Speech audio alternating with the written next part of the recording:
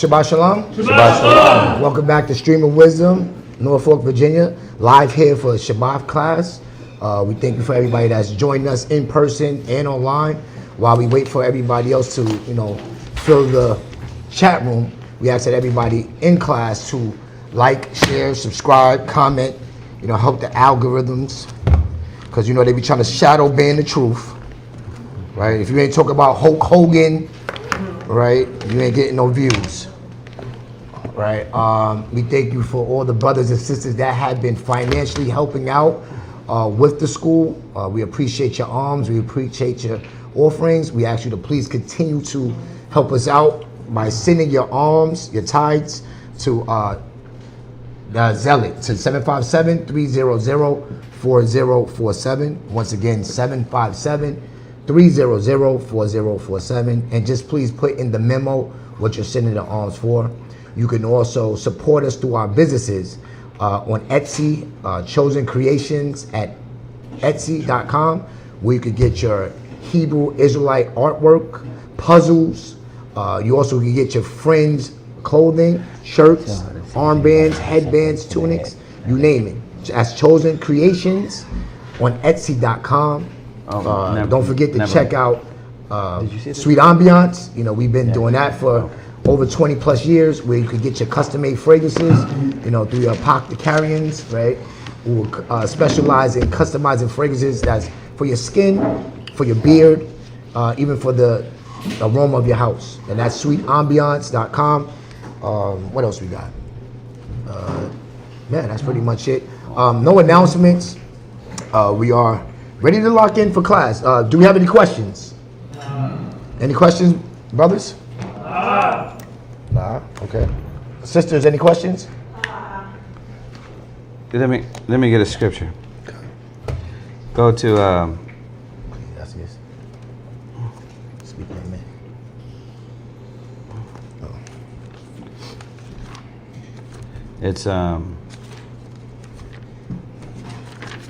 it's the gospel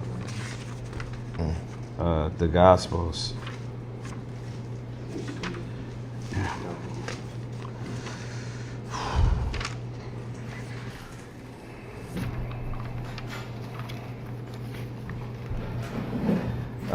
Romans 14:23.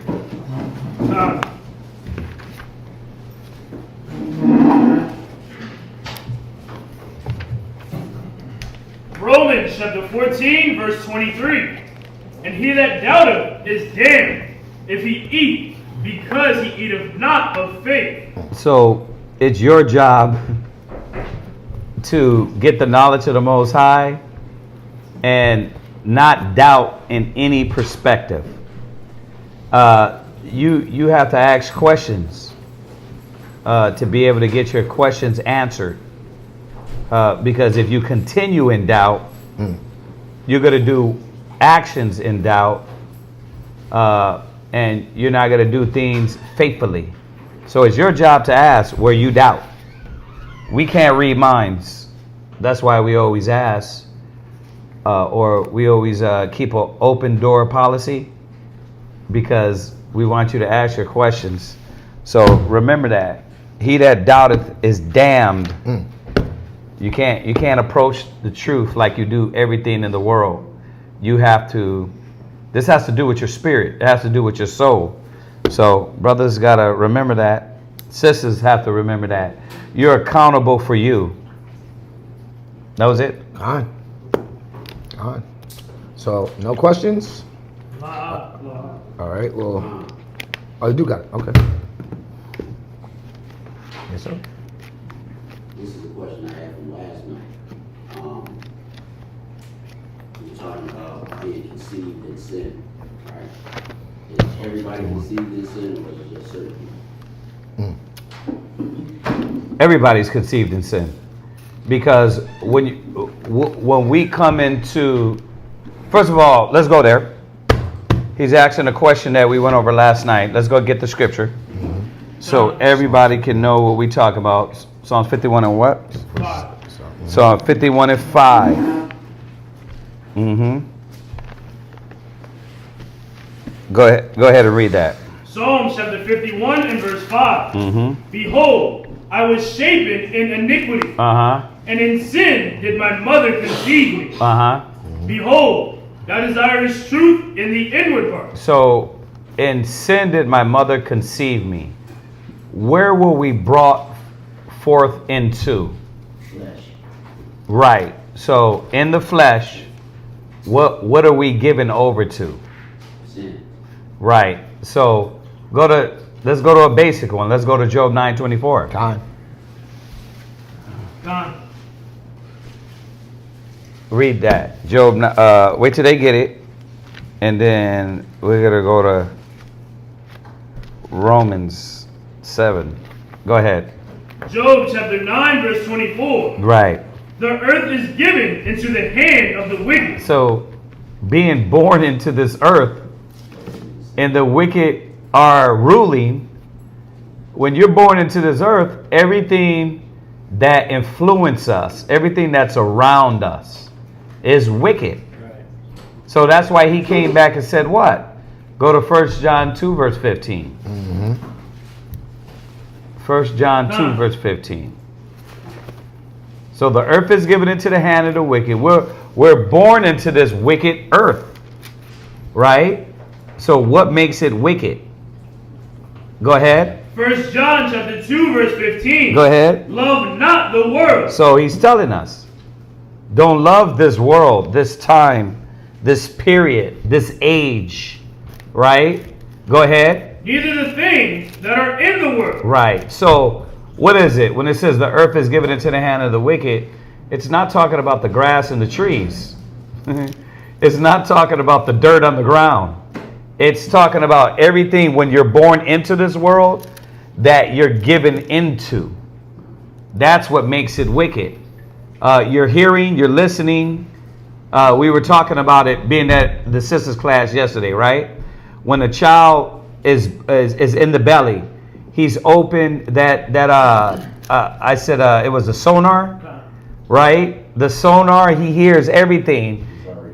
He's already being influenced. And what is he being influenced by? The outside world. Yeah. And what most likely it is? Sin. Sin. So Like you say, it is. sin. Right? Go ahead. You silly. If any man love the world, the love of the Father is not in him. Right. Remember, he's not talking about when you got the globe and you look at the globe and be like, man, this globe is dirty. He's talking about all the things that come with this world, this age. I'm using that word because when you look that up in the Greek, it means age. It means period. Right? Time. This period, this time. Right? Go ahead. For all that is in the world, the lust of the flesh. Right. So that's why we're born into sin. Because, mom and dad might be listening to porn while you in the belly. Right? You might hear abuse. You might have to deal with drugs. I know you probably could say, well, majority of us mothers wasn't crack babies, but some are. Like there's some form of sin that we were privy to. Yeah. Did it start in the garden? It definitely started in the garden. It started when Adam fell, right? It says, "Oh Adam, what hast thou done?" Because I know both, like, Adam was made, he was created. So it was like a difference. Because they weren't actually born like how we were born. You didn't go over to Genesis with him? No. No. We did. We went over that. That's why I was just making a comparison. Okay. I was making a comparison. Yeah. I remember the Genesis text. Okay. But yes, it started with Adam. Adam listening to Eve. Adam and Eve sinning. And that's what Ezra says. He said, "Oh Adam, what hast thou done?" Right? Since he fell, all man has failed. Why? Because sin came into the world. So let's go back. sex is not sin. That's what a lot of Christians try to believe. Oh, the pure act of sex is sin. Well, then why did he say what? Be fruitful and multiply. That don't make sense. The sheer act of sex is not sin. Now, what man took on made a lot of the things within that sin, just like everything else. But sex is not sin, right? You add a 40 bottle to it, then it's sin. You add a drill to it, then it's sin. Baby oil. Yeah, you got baby oil that make you pass out. That's sin. Now you unconscious, right? So read that. The lust of the flesh. The lust of the flesh. That's what we're born into, right? That's why at a young age, young men are like, we have to go over topics and can't avoid topics on pornography and lust. Because you got too many things out there. You're just a kid on the tablet, right? And if my son's 7, my daughter's the little one, she's 3, 4, and she's on the tablet doing learning stuff, right? But what can go on in this algorithm? Anything, right? 666, the mark of the beast, right? www, the internet. Everybody knows that, right? So she if we don't have a watching eye, she can be privy to these things. So you're born in iniquity. You're born into iniquity, the lust of the flesh. Go ahead. And the lust of the eye. Right. If that didn't get you, right, then something else got you on the internet. Somebody was doing something, so you've seen something. You go to the mall and you just see butt out, ass out. How about that? How about you you're 7 and you go to the mall and then you got to see 2 girls holding hands, 2 girls kissing, right? 2 guys, a guy with a beard and pumps. How am I supposed to explain that to my son? Well, you got to explain it ahead of time and show them that the filth of the world, homosexuality is wrong, pornography is wrong. If we don't start at a young age, and I'm talking about, young, you got to start it at Kasadias 4. So you got to start where somewhere around 3, right? And show them that these things are off. Don't touch your body. Don't show your body. Don't, they get it. They're smart. Go ahead. And the pride of life. And the what? The pride of life. The pride of life in itself, and to live for the pride of this world is sin. So, I mean, yes, it doesn't mean that the actual being born or being conceived is a sin. It's showing us what we come into this life. So absolutely. And it's a lot more scriptures on that as well. One more. I want to get this. Go to Romans 7,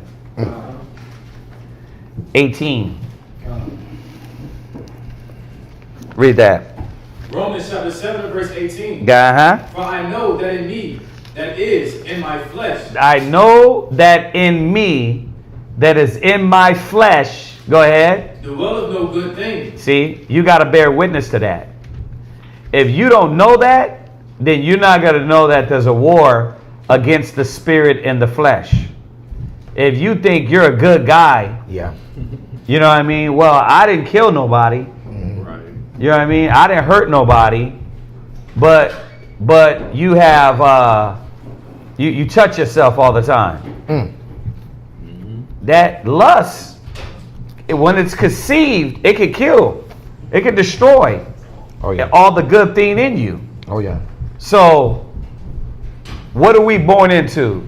We're born into this flesh and this world that's fleshly, and we have to overcome those things. That's why that Job 9:24 is so essential, because if you go by their definition, it's like, okay, like he said, I never killed nobody, so I'm good. It doesn't matter what goes on in my bedroom. It doesn't matter what thoughts I entertain.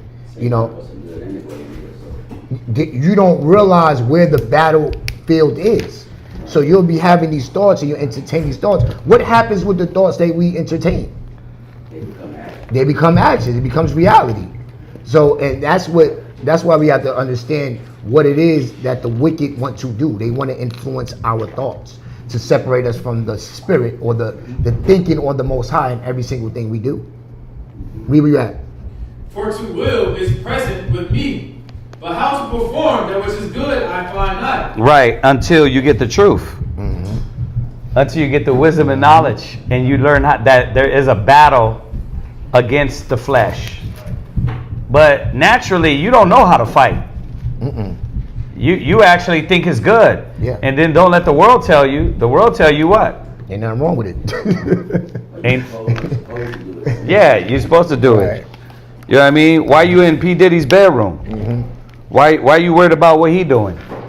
They tell you that. But check this out. Look at where the flesh got him. Right? Young girls. Right? The pissing. Like, now that's wholesome? That's supposed to be wholesome. You pissing in a girl's mouth. But that's what happens when you act like, oh, I'm not doing nothing wrong. This is just my sexual desire. It goes from regular sex to weird to perverted to then when you going to start having sex with animals?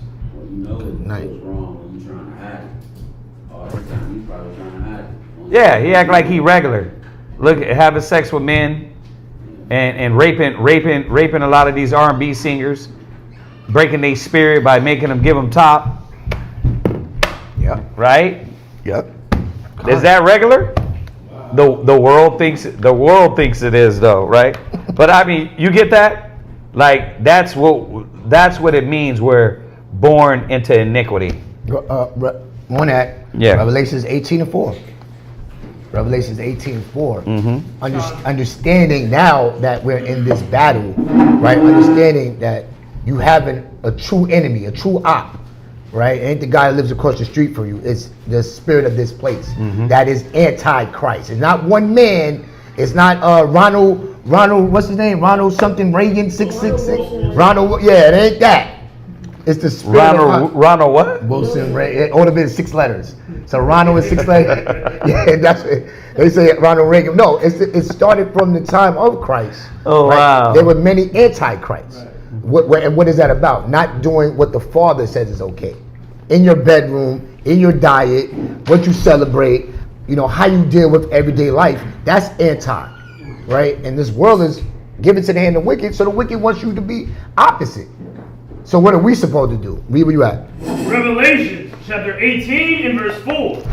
And I heard another voice from heaven saying, Come out of her, my people, that ye be not partakers of her sins. It said what? Come out of her, my people. A lot of us get this mixed up and think this is time to go live in the jungle. This is that's a good time.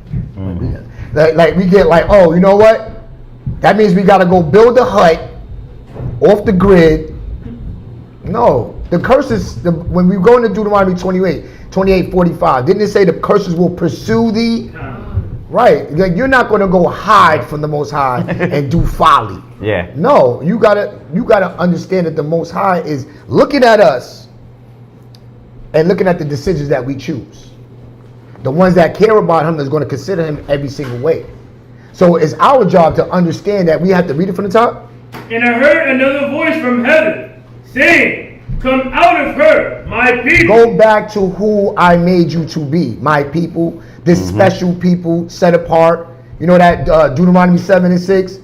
You know that holy above all. Well, we can't be above all if we eat like the heathens. We desire lustful things like the heathens. We deal with each other like the heathens. So the Bible is telling us that we have to mentally come out of her. Why? Because where do all the transgressions start at? Yahweh taught us. It's not what comes out the man, it's what is in the man. Yeah. Because all of that hate, that you know what? I wonder if she could take 2 bottles. She took 1 yesterday. Let's try to put 2. right? All Backwards, and I thought of what comes out of the name, not what goes in. well, think about what comes out of you. The anger, Yeah. right? When you ready to punch this cat in the face, where did it start at? You already angled yourself in your mind. See, I'm gonna hit him with the left because my left is my knockout hand. He ain't gonna see that coming. He think I'm a righty, but I'm gonna hit him with southpaw. I'm gonna stab him in the neck.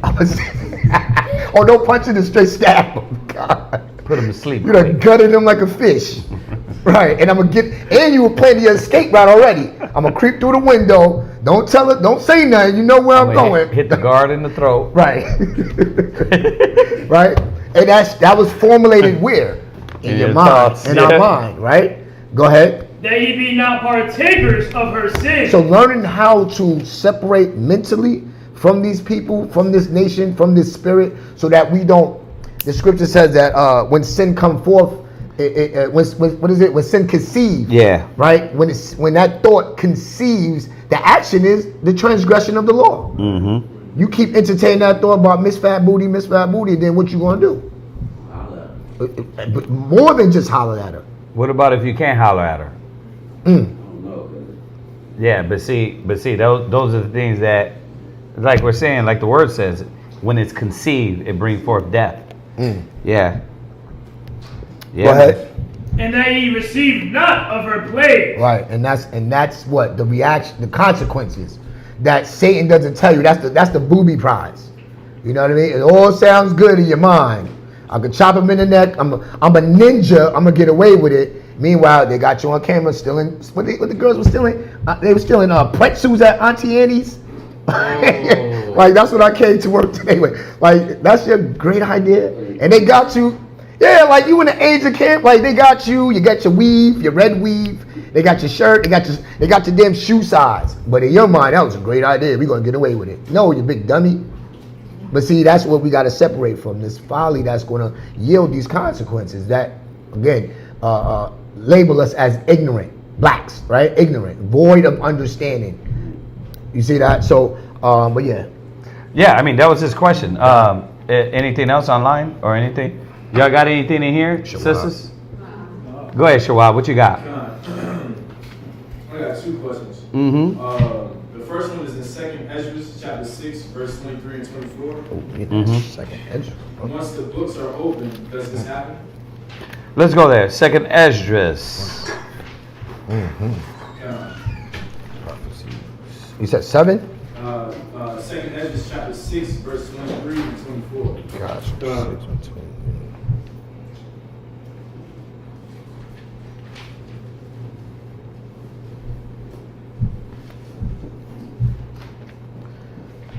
Somebody read it. 2nd Ezra, chapter 6, verse 23. Uh-huh. And the trumpets shall give a sound, Right. which when every man heareth, they shall be suddenly afraid. At that time shall friend fight one against another like enemies. Right. So remember, this is speaking of the last days, right? And when you read here and as you go down, you start to see that a lot of, what is it, 7? Or 18. No, I'm just trying to. Oh, the chapter? Oh, gotcha.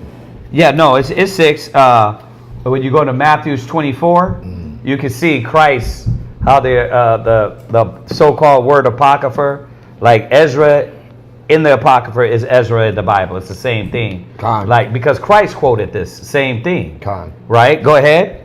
And at that time, Right. shall friends fight one against another like enemies. Right. So where does this fit? Watch. Go to Matthew 24. Because all we're doing is reading a revised version as opposed to a King James version. Read that. Matthew 24 and verse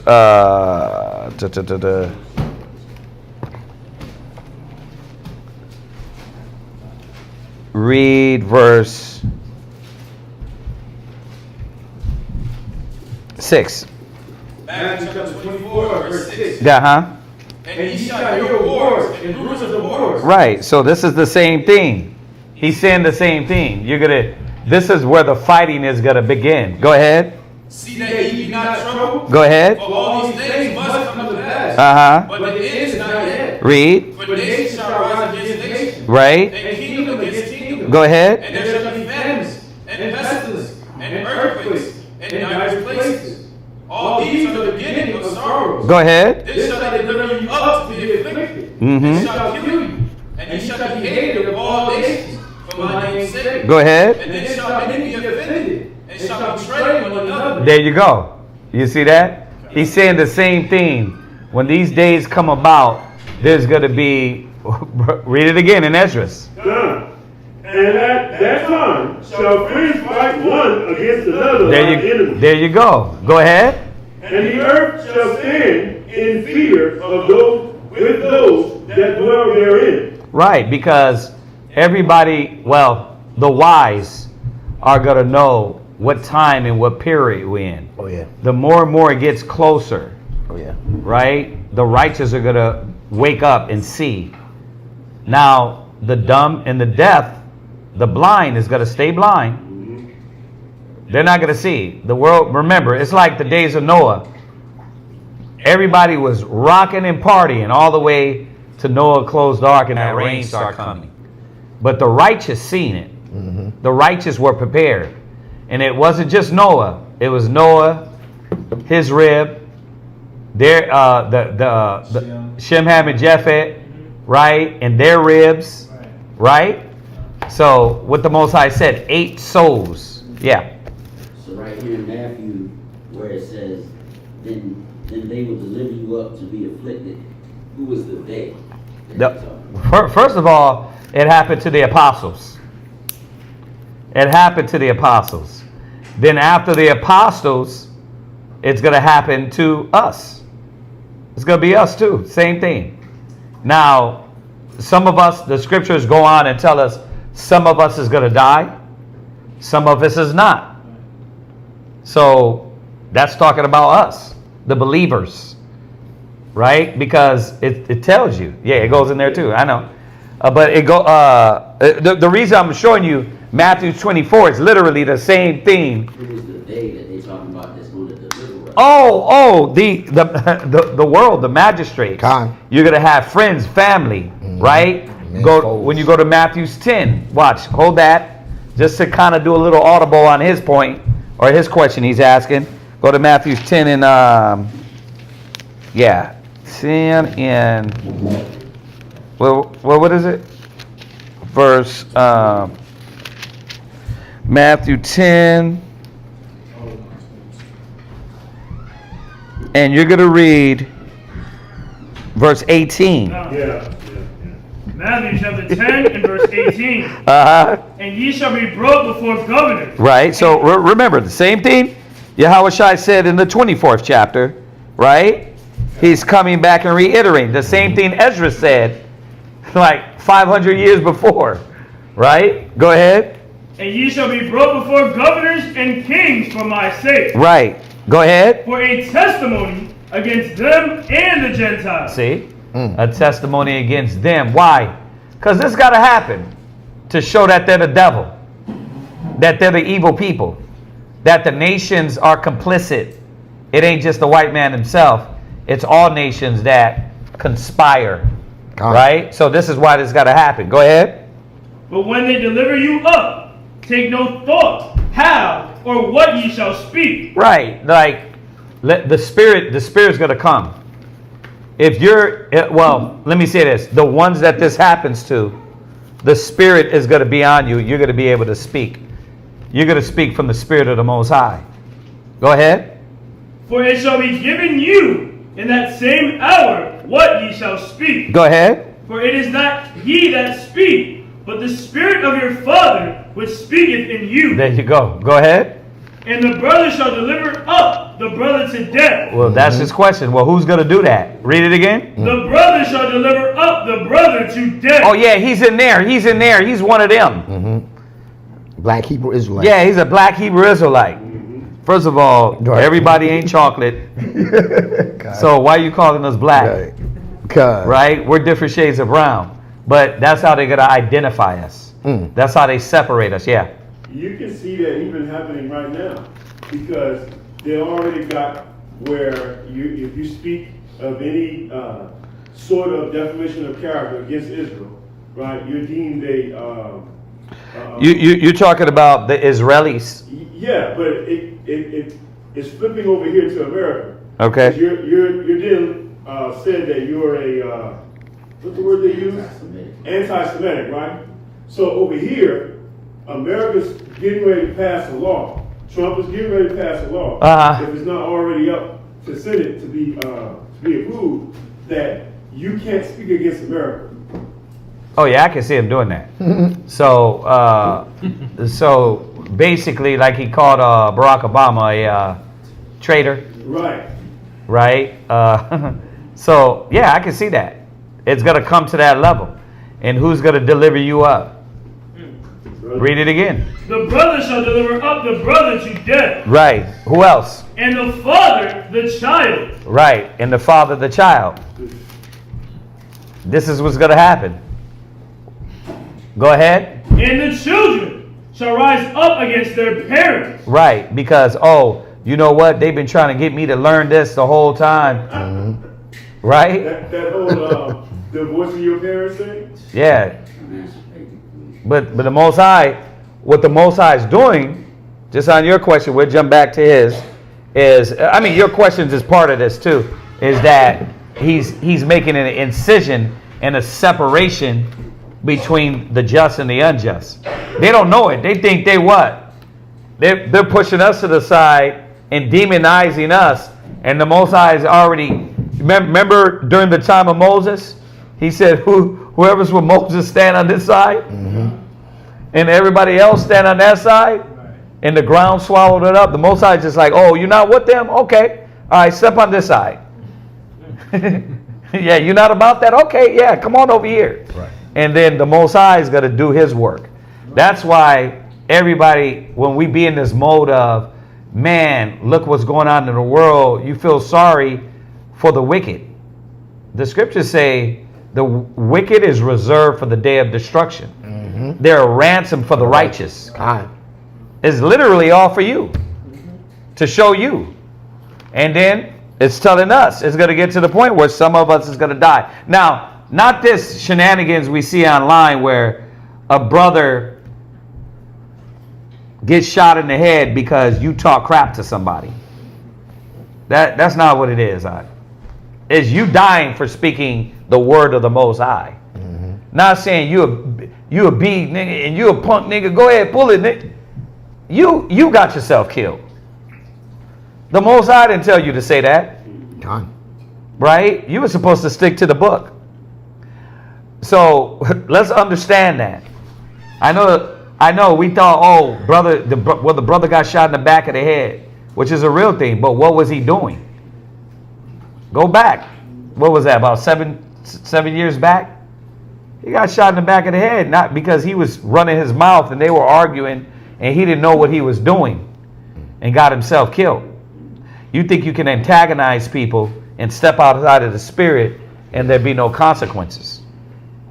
So the true prophets are going to die for speaking the word of the Most High. Go ahead, read on. And cause them to be put to death. There you go. Cause them to be put to death. Go ahead. And ye shall be hated of all men for my name's sake. And that part we know is already deeply rooted in family and friends, and they're sick of you. They're sick and tired of you. I'm sick when you get every time you get on the phone, you start with all that. Like why you can't just know? Why you always got to talk the Bible? Just say it from your own mouth. Right. How many times have you heard that madness? Just say it from your own mouth. I don't want to hear the Bible. Put the Bible down. Bruh, come on. So you know, I was in South Carolina. Yeah. Few days. So after the funeral, we went back to my aunt's house for, I guess, the repast, but everybody didn't come there. Everybody did their own thing. But anyway, so we're sitting there and we're eating the leftovers.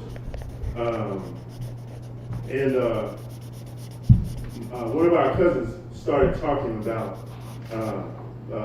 this past Sunday what our Uncle Barney had preached or whatever. And I asked her, what was it? She said she couldn't remember. She said, I just know it was good, right? And so I'm not there to start anything or bring up start any strife or contention. Mm-hmm. So genuinely was asking,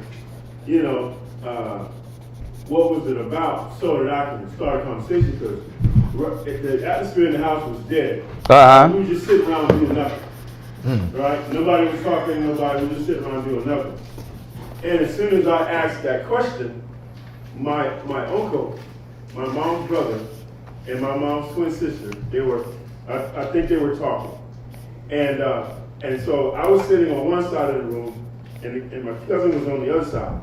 And so because I was talking across the room, he said, hey, right? You're gonna have to carry that in another room. You're gonna have to talk about that. And I just asked what the sermon was about. And he said, you're gonna have to do that somewhere else, because you're talking over us. And I humbly accepted. I said, you know what? You're right. I apologize. And so I got up and I moved closer to him. And we started talking about, because by the time that happened, she had remembered what he was preaching about. Mm-hmm. And it was about not seeking vengeance. So I took her through the scripture to just refresh her memory, right? And then to show her and to give her an understanding of why the Most High said vengeance is his. I took her through the scripture to show that he created vengeance for himself, not for us. Right. Vengeance wasn't created for man. So I took her through the scriptures and was showing her. My mom's twin sister and brother got up and left and went in the other room. Yeah, they hate your black ass gums. I was like, what the? So, but anyway, I carried on, and They don't want to hear that. and she was edified, and I was pleased, and that was that. Yeah, but everybody else is disgusted of you. Everybody You're don't wanna hear it. disgusting. Yeah. Yeah, that's how they look at us. Brother, they don't want to hear that. So you got to know, that's why the scriptures say, cast not your pearls before swine. Also, like, you don't want to hear it, and I'm not going to cast the pearls to you. No hard feelings, but you don't want it, and I'm not going to engage in you. Brothers think, like, we got to engage with everybody. Right. Like, it's a must, right? It says if anybody asks you a question concerning your faith. It didn't say if everybody want to argue with you, engage in an argument. Right. Right? That means a question means they want to know. Right? But yeah. All right, let's jump back. That answer your question about who? It's going to be family, friends. It's going to be all the people that don't dislike that, or excuse me, that dislike the word of the Most High. God. And they dislike that you're bringing things out of the Bible that is controversial, that nobody else is going to talk about. So they hate that. Right? God don't deal with homosexuality. See, that's why I hate you. You always judging everybody. Like, I didn't judge nobody. If I judged him, I would go get a stone and bash his damn head in. I'm not judging him. I'm just letting you know what the Most High said. Right? All right. Jump it back to his question. Go ahead. Second Ezra. Yeah. 7. It says. Wait, where are you at again? Verse 24. 6 and what? Second Ezra chapter 6, verse 24. Right, and you wanted to go down to what? That was it. That was it. Okay, 24. Read it again. At that time shall friends fight one against another like enemies. And the earth shall stand in fear with those that dwell therein. All right. The springs of the fountain shall stand still. Right. So, all right. I mean, you got that part? Yeah. Now you know the friends and what time period it's talking about. That's why we got the scripture say, "Walk as wise, not as fools." Right? Because you're thinking, you got to be aware. You got to be aware. Not have an evil eye, but be aware. Understand who's not trying to hear you right now. Yeah. Like, I want you to shut up. I don't want to hear that. But go ahead. Not forgetting that we was in the 10th chapter. Yeah. Matthew's 10 and 36. That's the scripture a lot of us get when we first come in the truth, because what did Christ say? A man's foe shall be they of his what? Own household. Yeah. So that's your family. That's your what'd you say? Your day ones, right? They're not trying to hear that. You know. Oh, they call you Muslim. Like I ain't saying nothing about the Quran. Exactly. I'm talking about the Bible. That's wow. Yeah, but they don't want to hear it. Yeah. Go ahead, Shawab. What else? So with the wars going on and with our people being scattered through the four corners of the earth, like what's going on in Gaza right now, Yeah. is it possible that our people is dying too with those In Gaza? with the bombs? Like it's our people. Absolutely. Right. Remember, let's go to Isaiah 11:11. Yeah, are our people scattered among them? Yes. Is everybody over there? This is why we have the 12 tribe sign, right? The 12 tribe part is a reminder where if you wanted to see the face of the people, ideally we're over here in America. But the scriptures tell you we're scattered also through the four corners of the earth, right? So this is not saying we're not everywhere. This is a good idea. Now, where do we get this sign from? Where does it say do this in the Bible? Oh, y'all know this. Come on. You went over this. Ezekiel. Okay. Yeah, go ahead and pull it. So that way, brothers and sisters know like where this comes from. It's in the Bible. It's in the Bible. Yeah, the scriptures tell you. Now, as we get that, 37. what is it? 37. Go there. Is They he? wanna- Yeah, they want to know that. 37 and 16. Oh, because the Hebrew Academy. Hebrew Academy. 37 and 16. Come on. Ezekiel chapter 37, verse 16. Go ahead. Moreover, thou son of man, take thee one stick. Do what? Take thee one stick. So a stick is a piece of wood. Con. Why y'all got that sign there? Because the Most High said do it. Right. He said take one stick. Go ahead. And write upon it for Judah. Right. He said write upon it for Judah. Well, it's talking about the southern kingdom, which was Judah, Benjamin, and Levi. So if you write on a stick and fit Judah, Benjamin, and Levi on it, now you got what? A sign. Right? Go ahead. And for the children of Israel. And for the what? The children of Israel. Now that's all the 12 tribes, because now you got the southern kingdom and then you got the northern kingdom. Right? So these are our modern day names. Right? But we're scattered through the four corners of the earth. How do we know that? Go to Isaiah 11:11. So that's just for naive people that don't really understand or never been showed. Y'all just made that up. Yeah, y'all just made that up. No, that's in the Bible. Con. He said, write on a stick. Con. How about you try it? Go home. Right, where your chart at? Write on the stick, Judah, Benjamin, and Levi, and then write all the other tribes. If the stick is going to have to be filled up with a lot of people on there. So that's where the sign comes from. All right? But we're not saying they're only over here in America. Con. Okay? A lot of people have that misconception because they don't ask questions. Our people not educated. We're literally, and this is why I try to remind brothers and sisters in here, stop being a damn zombie and don't be a robot. You can ask questions without being disrespectful. You know what I mean? You can always ask questions. No, and it don't matter. I could say this till my head pops off, and then you'll have one brother or one sister, they'll stay there the whole time and don't ask the questions that are beating at them. Or they don't want to hear the answer. Well, yeah. How do you know that was a wood stick? Right? What else were we writing on? I don't give a damn if it's wood, paper, papyrus. The Most High said, write on it. Yeah. Right? And here he said a stick. And that's where we get this from. All right? Go to Isaiah 11:11.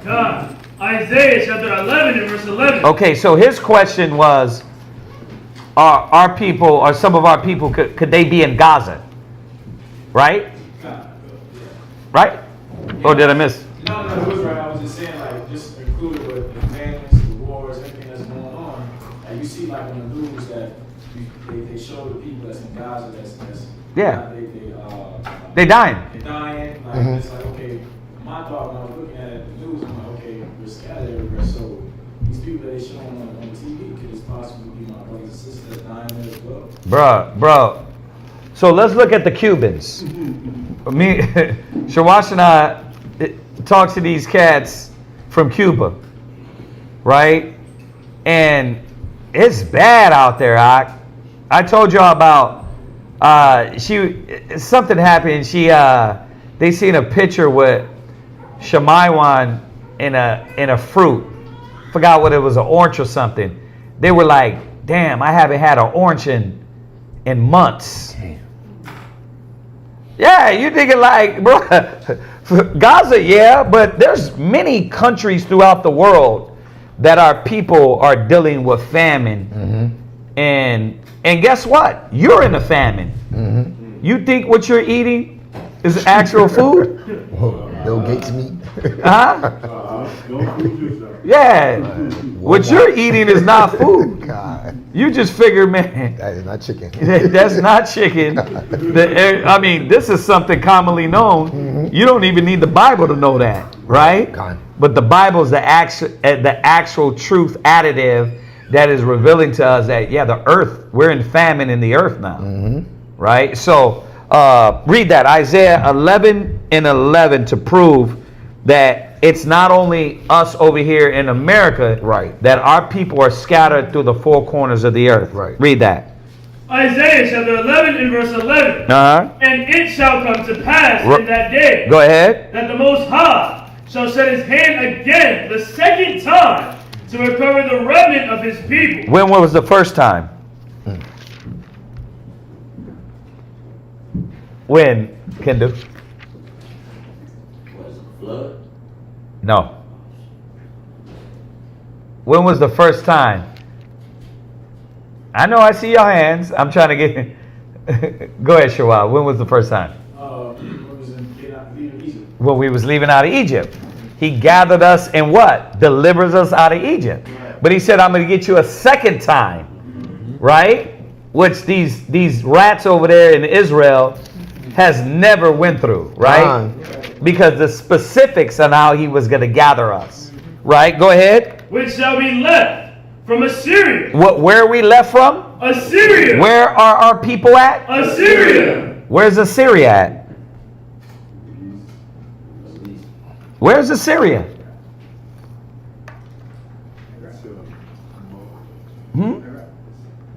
You talk? No. Iraq is not Assyria. Where's Assyria? Where? You're right. Go ahead. It says North Iraq, south. Okay. All right. I stand corrected. You know what I was thinking of? There's another place in here. It's got a name. No, Shinar is in Babylon. That's Iraq as well. Okay. Right? But now, all right, so here's the problem now. We got land masses that are moved. So let's think about it. The Middle East. Right? What usually was called Assyria. Not, you didn't look up Syria. No. It's Assyria, right? So our people over there in the Middle East, calling themselves what? Assyrians. They're scattered among them, right? So this is why it's a good question, because a lot of people, what? They don't get it. They're like, so all of the Israelites are here? That's against the Bible. The Bible literally says we're scattered through the four corners of the earth. He's got to gather us from the four corners of the earth. So Assyria, read. And from Egypt. And where are we at? Egypt. And we're in Egypt. So that's why you bump into a lot of so-called Africans. They be from where? Egypt. Nigeria. Right? Where else? Ghana. Right? A lot of our people, why you think brothers are out there in Ghana? Right? Because they're not Hamites. They're not Africans. A lot of our people from Ghana are what? Israelites. Huh? The Igbo tribe, they're Israelites. And we know that. See, the brothers that study, we know that. The people that learn it online and just watch street speakings, they don't know, they're not really studying. They're not really saying, wait a minute, they're not listening to what is really being said. Yeah, I mean, they're learning the basics and they don't understand that. That's why it can't just be on street speakings. You got to sit down and learn like the scriptures say. So yeah, so do we believe our people are still in Africa? Yes. Stop coming with that madness. Like, no, not all of us left. Some of us stood there.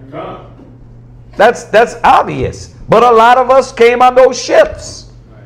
Right? Because thus saith the Lord. Read. And from Pathros. And from Pathros. Pathros was where again? That was Egypt, right? Pathros was in Egypt as well. This was a part of Egypt. Go ahead. And from Cush. And from where? Cush. Cush is where? So Ethiopians. So that means what? You can't look at every Ethiopian as a what? Big head ass Ethiopian. What's your guy? You start talking to get your people, and it's like that. Everybody's not that they are Israel. That's why what we teach in here is judge not by sight. How many so-called Edomites, white people, that we bumped into that wasn't white? Right? Just here in this city, you're like, "What's your dad?" But they look Caucasian, and you're assuming that they're what? African. You're assuming that they're Ethiopian. You're assuming that they're Egyptian. You're assuming that they're Syrian. But they'll tell you, nah, my people, I'm like you. You see that? But you'll never know that if you're not educated and you're not learned. You're gonna do like simple cats. Oh, if you ain't got a wide nose and big lips, and you ain't chocolate, you ain't dark skinned. You ain't dark skinned. You ain't an Israelite. God. Well, what happened to the light skinned Israelites? Like that don't make you an Israelite because you're dark skinned. Yeah. Right? Because why? There's so-called black people that you think is black, but they're African or they're white. Right? And you never know because through their ancestry, somebody came in that was dark. Right? Yeah. All right. You remember like a couple of classes ago when you were talking about as far as like Islam would accept like the Edomites. Yeah. So how do we know which ones is Edomites with them? Because you say you can't judge by sight. Oh, you gotta ask. Right. But you know, like I said, I tell y'all the story of the young man that came over, was like, I know y'all hate me, I'm an Edomite. I said, I don't even know who you are. Right. I said, look, that's my son there. He's as light as you. Right. So why would you assume that? He got small Mario quick. He was like, oh, I'm sorry. I was like, you're saying we're doing what you're doing, and you just did what you saying we did. I was like, don't come over here with that. I'm not on that. I just wanted to see what y'all were doing. And that really shut down. He was a Christian trying to debate us. And I was like, so what are you? He was like, I don't know my mother and my father. So here's the thing. If he don't know his mother and his father, what are you going to say? He can't have the word or he get the word? He get the word. It doesn't matter if he's light-skinned. Because if you judge by sight, he can only be dark-skinned and get the word. But he can be a Hamite. Right. God. Or Edomite, right? That's dark-skinned. How many Edomites are dark-skinned? Bob Marley. Lenny Kravitz, exactly. Tia and Tamara, right? Tia and Tamara. They're dark-skinned Edomites. So you can't just judge by appearance. That's why Christ said that. Don't judge by appearance. Yeah, the scriptures, Romans 8:16. The spirit bears witness with our spirit. Right. Because you got, why you think some people get riled up? You never know. It could be like, yeah, this chocolate-colored person don't want to hear the word because the spirit is not bearing witness. It wasn't given to them. Thank you. It wasn't given to them. Like, that's literally. You got a lot of Israel. It said all Israel is not of Israel. Right. You be thinking, oh man, but he's chocolate. He He looked like Howard Shies described. And he from New York, so he gotta be. He gotta be Israelite. Nah. But what's her name? From TLC. Who? No, Chili's. Her father was Elam, Oh yeah. East Indian. Yeah. I know. And then I know, bro. He's like, don't talk about Chili, What's Tracy Ellis Ross? Tracy Ellis Ross is No. Tracy Ellis Ross is Esau too, right? No. Yes. His Yeah, daughter. Tracy Ellis Ross. No way. Yeah. Your mom was dying wrong. Right. Really? Dad was Victor Moe, Esau. right? Is her dad Victor Moe? Nose and everything. Whoa, I didn't know that. Yeah. Okay. But that's where, because think about y'all guy, not y'all, but Nipsey Hussle. Where's he from? He's Eritrea. Yeah. And that's what East Africa. You know what I mean? That's between Sudan and Ethiopia, right? So it's like, but then how was he moving? I mean, I'm not saying he was, but he was about the people. I know his music, but he was doing a lot of community things. You know, so I mean, can we tell by how he looks? Can we tell because he's from China? What about that? You gonna have Israelites in China? It said he was going to get his people from Sanim. God. When you look at that word Sanim in the South your Zalavan, it says what? South China. South China. God. So South, you think South Asia? South Asia? Yeah. So when you think about it, you're like, oh man, that's the Chinese. His flat ass face. That's not the case, bro. God. You can't judge by sight. Our people are scattered everywhere. The Most High said it. That's what He said. That's what I believe. Right? And we know that for the fact of just experience.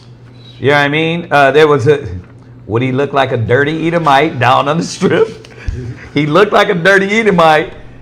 I asked him, I was like, he was one of my check days. Because you know, you be in the right mind, but then you like, hell no, this is an Edomite.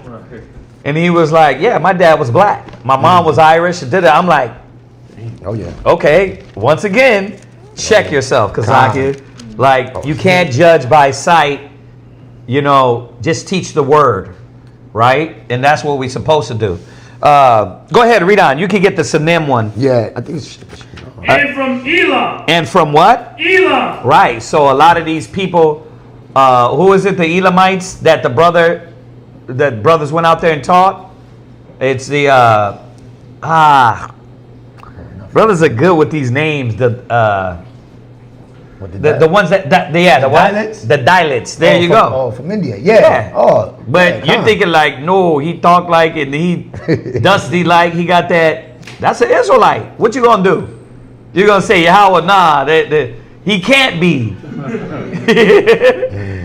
We cannot judge by sight. And yes, we're scattered everywhere. And yes, some of our people might be in Gaza. You know, the Most High is punishing whoever's wherever they are. You know what I mean? Just like we over here too, we're all going through it. We're all catching it. So absolutely, go ahead, read on. And from Shinar. And from Shinar, and Shinar's in Babylon, modern day Iraq. Iraq, right? Yeah, that's why. See, when you look up that you said it's in Iraq, Assyria. I want to look at a biblical map and see where that fits in. But yeah, I mean, we could do that some other time. But because we know how they little by little move the land. That's what these rats over there are doing to the Gazans, right? They're moving the land and just taking over their land in Gaza, right? And we know. Let's bear witness. If you're not a true Israelite, that ain't your land anyway. The scriptures say the heathen possess thine inheritance. So that little patch they got in there called Gaza, that ain't their land. That's our land. The Israelis over there fighting for that land, that ain't their land. Right? So, but to answer your question, yes, we're everywhere. Go ahead. And from Hamath. And from Hamath, which is Syria. Hamath, which is Syria. Right? Go ahead. And from the islands of the sea. So what does that mean? A lot of these cats you think are Eskimos, Filipinos, Hawaiian. a lot of these. I didn't believe it till I read it. Till they were called little negritos. Oh yeah. Yeah. That's what the Filipinos were called, and a lot of them They're Israel. So what are you going to do? You're going to teach. Time. You know what I mean? And the Spirit's going to bear witness. You know, who are his. Right? Go ahead.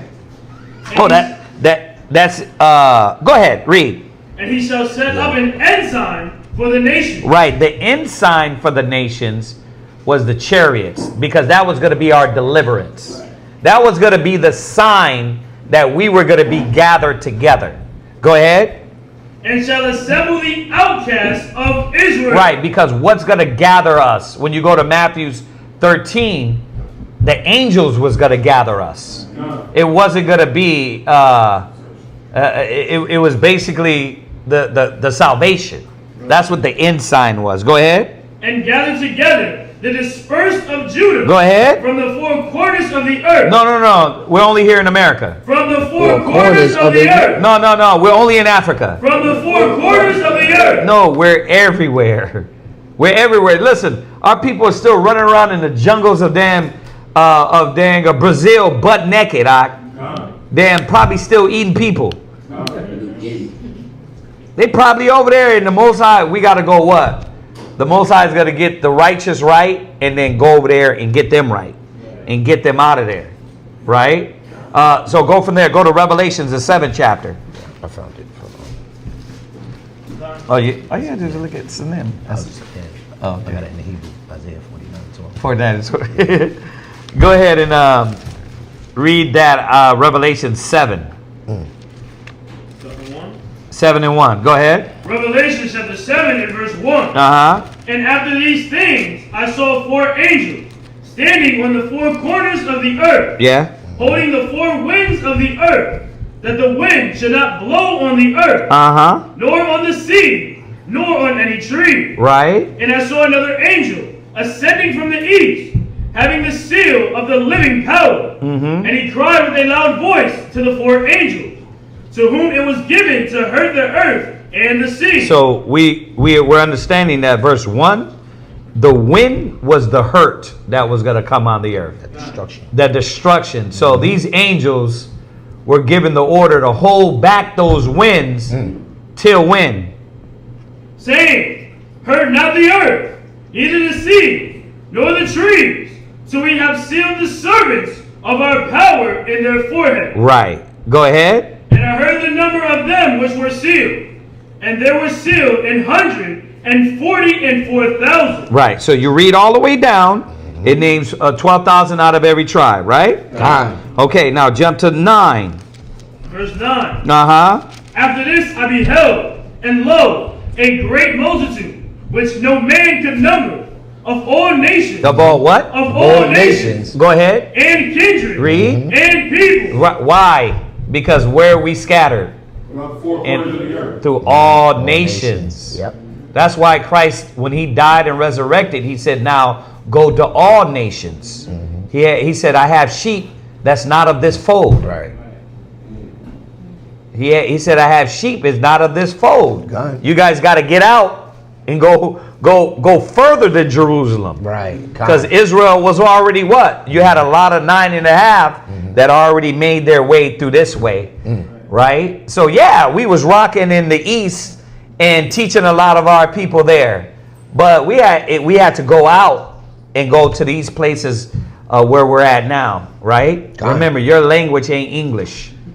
You ain't from the English. All right? You ain't Spanish. Right. You ain't Spanish. Right. Go ahead. And tongues. Right. Stood before the throne and before the Lamb, clothed with white robes and palms in their hands. Right. So, yes, we're going to come from all nations, kindreds, and tongues, because a lot of our people are among all nations, kindreds, and tongues. All right.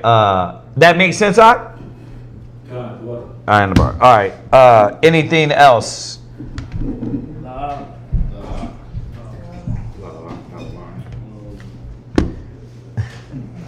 Any other questions?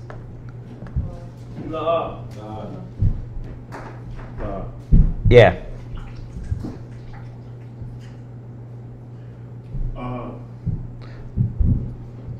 Ariel was going to speak. Let me formulate how Okay.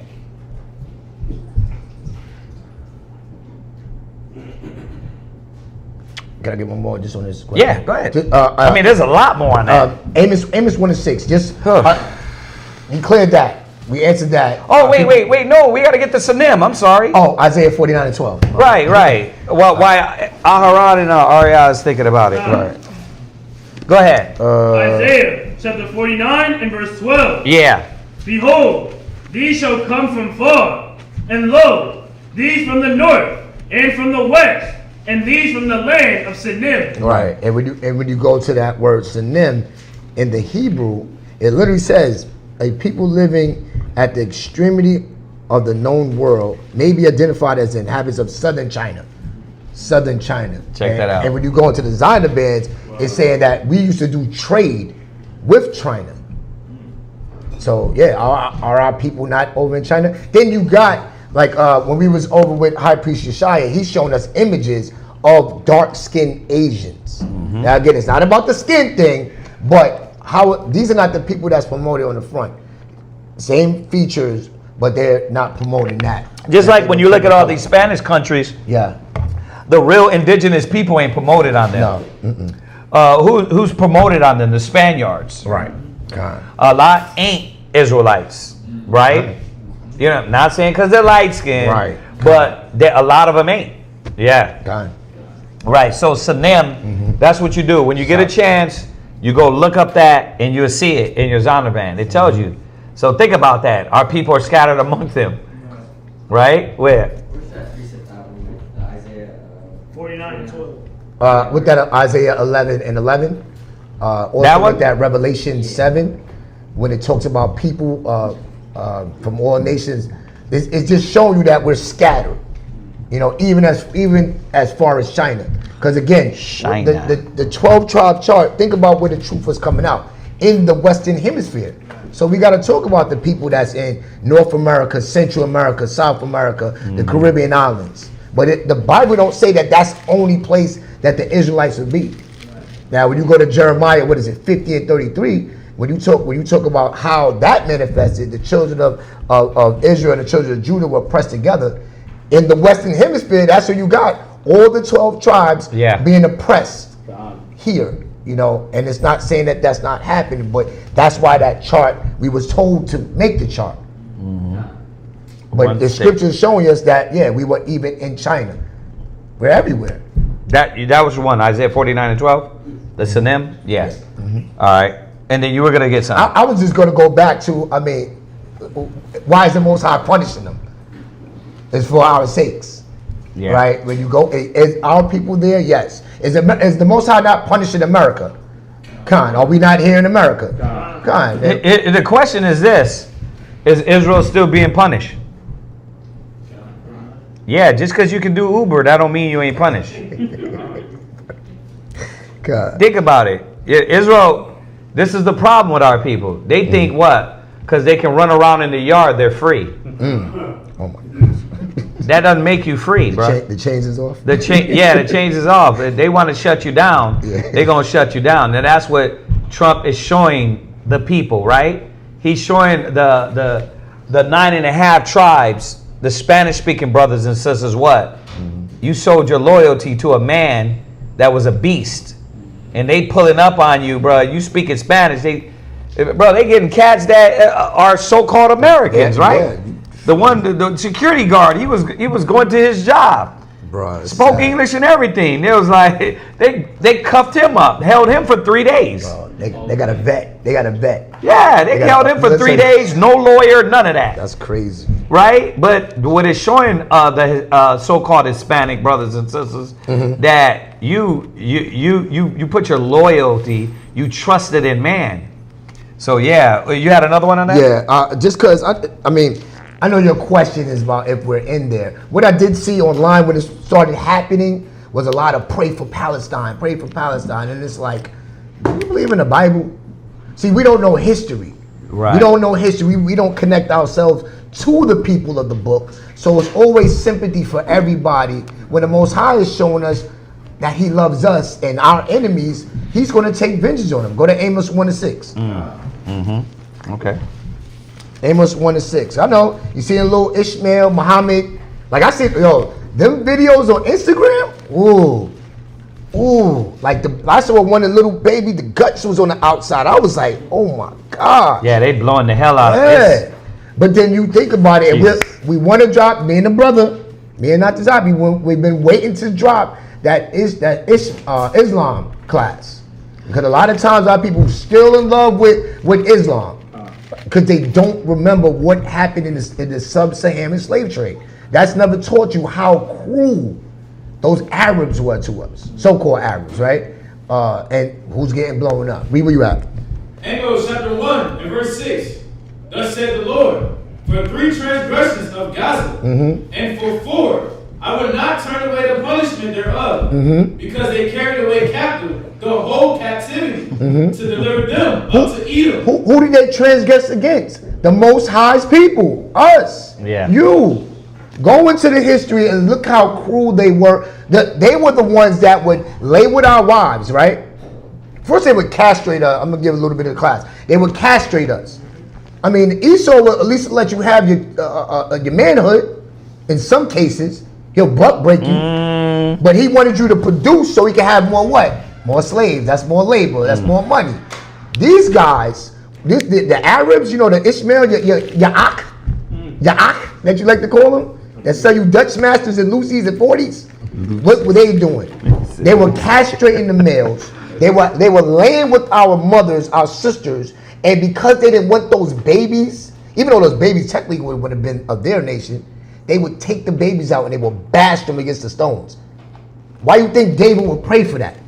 Because this is what the people was doing to us. It's not just here in the Western Hemisphere. We were oppressed by all of these nations. You know, while you talk about As-salamu alaykum, you think there's some power in Islam? No. The Most High is showing you that these were your enemies. Be not deceived. Learn not the ways of the heathen. Right? Read on. But I will send a fire on the wall of Gaza. He would do what? Send a fire on the wall of Gaza. Oh, bombs, right? What is he allowing to happen to Gaza? Fire. All of that is being burnt up.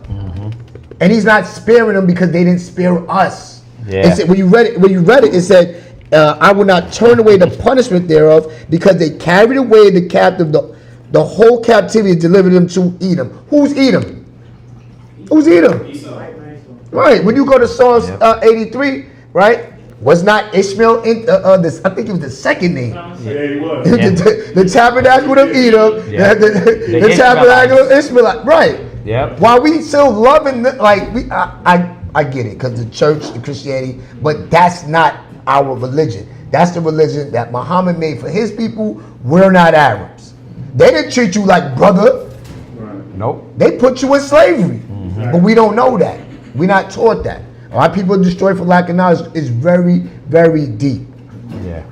Go ahead, finish that up. Which shall devour the palaces thereof. Yeah. Why? Because one, they're in a place that they don't belong. That land was promised to Abraham way back when. Yep. Most High said that's where your seed was going to dwell. Us. It's bigger than that little strip that Amalek is that the promised land. Y'all got to go back to Genesis. Yeah. That's all that Palestine. If I'm not mistaken, that's Benjamin. But the crazy thing is that the rats over there, the gutter rats. The gutter rats, God. Yeah, that's their name. Yeah, God. Bro, I don't even want to call them our name no more. Khan. Our land's name, right? The gutter rats over there. These cats are vicious. And they are eyeing exactly what Abraham said. That's why when you talk to them, I'm sure if y'all get in the algorithm, they'll tell you, those so-called Jews will tell you that no, all of this is our land. They're eyeing our promise. So that's why they're doing that. They think the Most High is with them. And guess what? The Most High is going to be with them for this time. Why? Because he put it in their hand to destroy Gaza. Oh, yeah. So, yeah, he's with them for this moment because he wants to accomplish his work over there in Gaza. And what's happening as he's accomplishing his work in Gaza? What is happening to the Arab world? What is happening to all the other nations? Bro, he's sparking anger in everybody's heart. So, remember, who's the beast The beast is in the background, right, funneling and helping. So now everybody's going to get flared up. But remember, it's going to come to a certain time where all that anger is going to be refocused and say enough of bullying. We're done with being bullied by America. And so what is it? What are they raising more? Little Arabs that are going to come. Little what? Jihad. Little jihadists that are going to come and blow themselves up and boom, boom, boom. Why? Because the Most High said he would drive him to his knees. That's when it goes into that Job 18, 19, 20, right? Go ahead. Yeah, I just looked at it. That land mass that they're occupying right now, historically, biblically, that was for the tribe of Judah. So that Gaza, that beachfront property, that's for the Judites. That's and the Most High has to take them out the land. Yeah. Would you cool? He's got to cleanse the land. God. Yeah. No, that was it. That was it. Okay. That was perfect. All right, look, y'all. We only got 30 minutes. We're not going in our class, so the last 30 minutes is going to be whatever little questions. Yeah, Aaron. A while back, we made a class on the Bible, the answers for life's trials. Okay. Can we do a part 2? Absolutely. Let's write it down. Done. The Bible. The Bible for life's trials. The answer for life trials. The answer for life's trials. Okay, we'll definitely hit on that. Definitely. Anybody got anything else? Or Aria? Just from your breaking down, how you were breaking down, when it Deuteronomy 23 and verse 1. Deuteronomy 23 and 1. Let's go there. Deuteronomy chapter 23 and verse 1. He that Y'all- is wounded. Give him a second. Let him get it.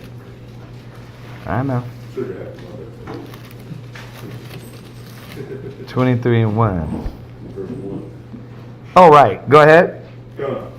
He that is wounded in a stone, or has his privy members cut off, shall not enter into the congregation of the Lord. Right. So, just let's think about it. There's two things happening here. Right? You've been chopped. Or it could be, think about people that have that chopped off, how much pus, surgery, right? We're thinking in our age, right? Surgery, right? Well, what about back in those days? Like, well, you didn't have a surgeon like that. So what do you got going on down there? All kind of discharge. You got all kind of discharge. So that falls in what part of the law? It's what? Unclean. It's unclean. So you can't just come into the sanctuary of the Lord and you got all this discharge and that you got to constantly take care of. Right? That's the one, right? The law, when you go into the law. Two, nowadays, right? When you bring it up to now, you got a man that chops off his wee-wee. He's probably a tranny. At that point, you have literally destroyed the body, the temple of the Most High. God. So now, who you got to deal with? Who you got to deal with? You got to deal with the Most High. Think about it. Could we have that around? If a transvestite say, "Hey, you know what? I believe now." Right? Okay, you believe, but could you reverse everything you did to your body? Nope. A lot of time you can. So you got to think like the Most High is going to destroy that body, right? Get that one for me real quick. To save the soul. Yeah. So, but you get that part about this law, right? The discharge. Let's shun your bum. Find out one about the discharge real quick, just to link it with Deuteronomy 23. Find out one about the discharge. Yeah, but it tells you we're using the word discharge, but there's another word the scriptures use about there you go. There you go. Yeah. The word uses it. The issue. 1 Corinthians 5 and 5. Okay, hold 1 Corinthians 5 and 5. Let's go back to what you got. I had Leviticus chapter 15, verse 3. Leviticus 15 and 3. Wait till everybody get it. Yeah, Leviticus 15 and what? Verse 3. All right, Leviticus 15 and 3. Issue, the run, flesh. There you go. Let's start at 1. Leviticus chapter 15, verse 1. Uh-huh. And the Lord spoke unto Moses and to Aaron, saying, Speak unto the children of Israel, and say unto them, When any man hath a running issue out of his flesh, Right. because of his issue, he is unclean. Right. You see that? So you're not. It's not like nowadays. You can go ahead and get it sold up, and you was having more discharge. You know, that's uncleanliness. You can't have that in the sanctuary of the Most High. You gotta worship from without the walls, right? Because that can affect people. That's why the Most High, when it dealt with these different discharges, you weren't supposed to come around. You were supposed to leave out. Yeah. So, and that's where my question is, because it's the congregation. So would the congregation be in our land, or you guys stand out the border? Or is it specific? No. Well, Deuteronomy 23, and he that is wounded in the stones and his privy member shall be cut off, shall not enter into the congregation. Right. Oh, no. So that's among the ceremony. That's like literally you're not cut off from the nation. Just think about it. You're going to war for the nation. The Most High is the type of cat that something happens to you, now he cuts you off from the nation. He's not saying from the whole nation. He's saying you can't stand amongst the sanctuary, the temple, when these things you have discharge. And that was, remember when a woman was on her menstrual cycle, what happens? She go in the outhouse, right? The period house. The menstrual house. I mean, Time of her separation. tomato what? No. Tomato, right? All right. Yeah. Yeah, so that's what happened according to the law, right? Go ahead. Verse 3. And this shall be his uncleanliness and his issue. Right? Whether his flesh run with his issue, or his flesh be stopped from this issue. Go ahead. It is his uncleanliness. See? He's unclean. You see? So that's why the Most High is like, okay, he got to be outside of the sanctuary. Because I was thinking, I was going over it, but then I thought about when David's men and they got their backsides cut and their beard shaved. Yeah. How they couldn't come into Israel. So I was thinking of that. Until when? Until their beard grow. Until their beard grow, right? Yeah. Right, because it was a shame. So. You know what I mean? Right. Yeah, this is a whole different though. It ain't just beard. This is like you got a running issue, and it needs to be taken care of. Yeah. And then what's the other one? 1 Corinthians chapter 5 and verse 5. Right. Go ahead. It says to deliver such as Read 4. verse 4. Uh-huh. In the day of our Lord Yahushua, when ye are gathered together in my spirit, Right. with the power of our Lord. All right, we got to Go to verse 1. Verse 1? Yeah, get the context. Yeah, of what he said. read it up. Verse 1. Uh-huh. It is reported commonly that there is fornication among you, and such fornication is not so much as named among the Gentiles. So the first one was talking about what we went over was like if you got wounded in war, Right. like you got some kind of issue to where your privy member was cut off. Then to this in our time now, this spiritual issue, this fornication that we see a lot now with these people having operations to become, like transsexual. Like I don't know if that's going to get us banned, but now it's talking about what was going on during that time. They were doing fornication. What's fornication? Tell you, man. Sleep. I mean, you can just sleep around with anybody, but there's two different types of fornication. You got physical, you got spiritual fornication. Yeah. Which that's when you do idolatry, and physical fornication. As a man, you're sleeping with different women, and as a woman, you're sleeping with someone outside of your husband. Right. Exactly. Or just having a random sex part, like Americans do. Like America, they teach us like you just you sleep with anybody. That's why you got to watch it when you say, "Well, I ain't did nothing wrong." you're a whore. Yeah. You're a dog. You know what I mean? You have sin. You better stop coming with that, I'm clean spirit. Nah, bro. Yahweh gave you the word because you're dirty. You're filthy.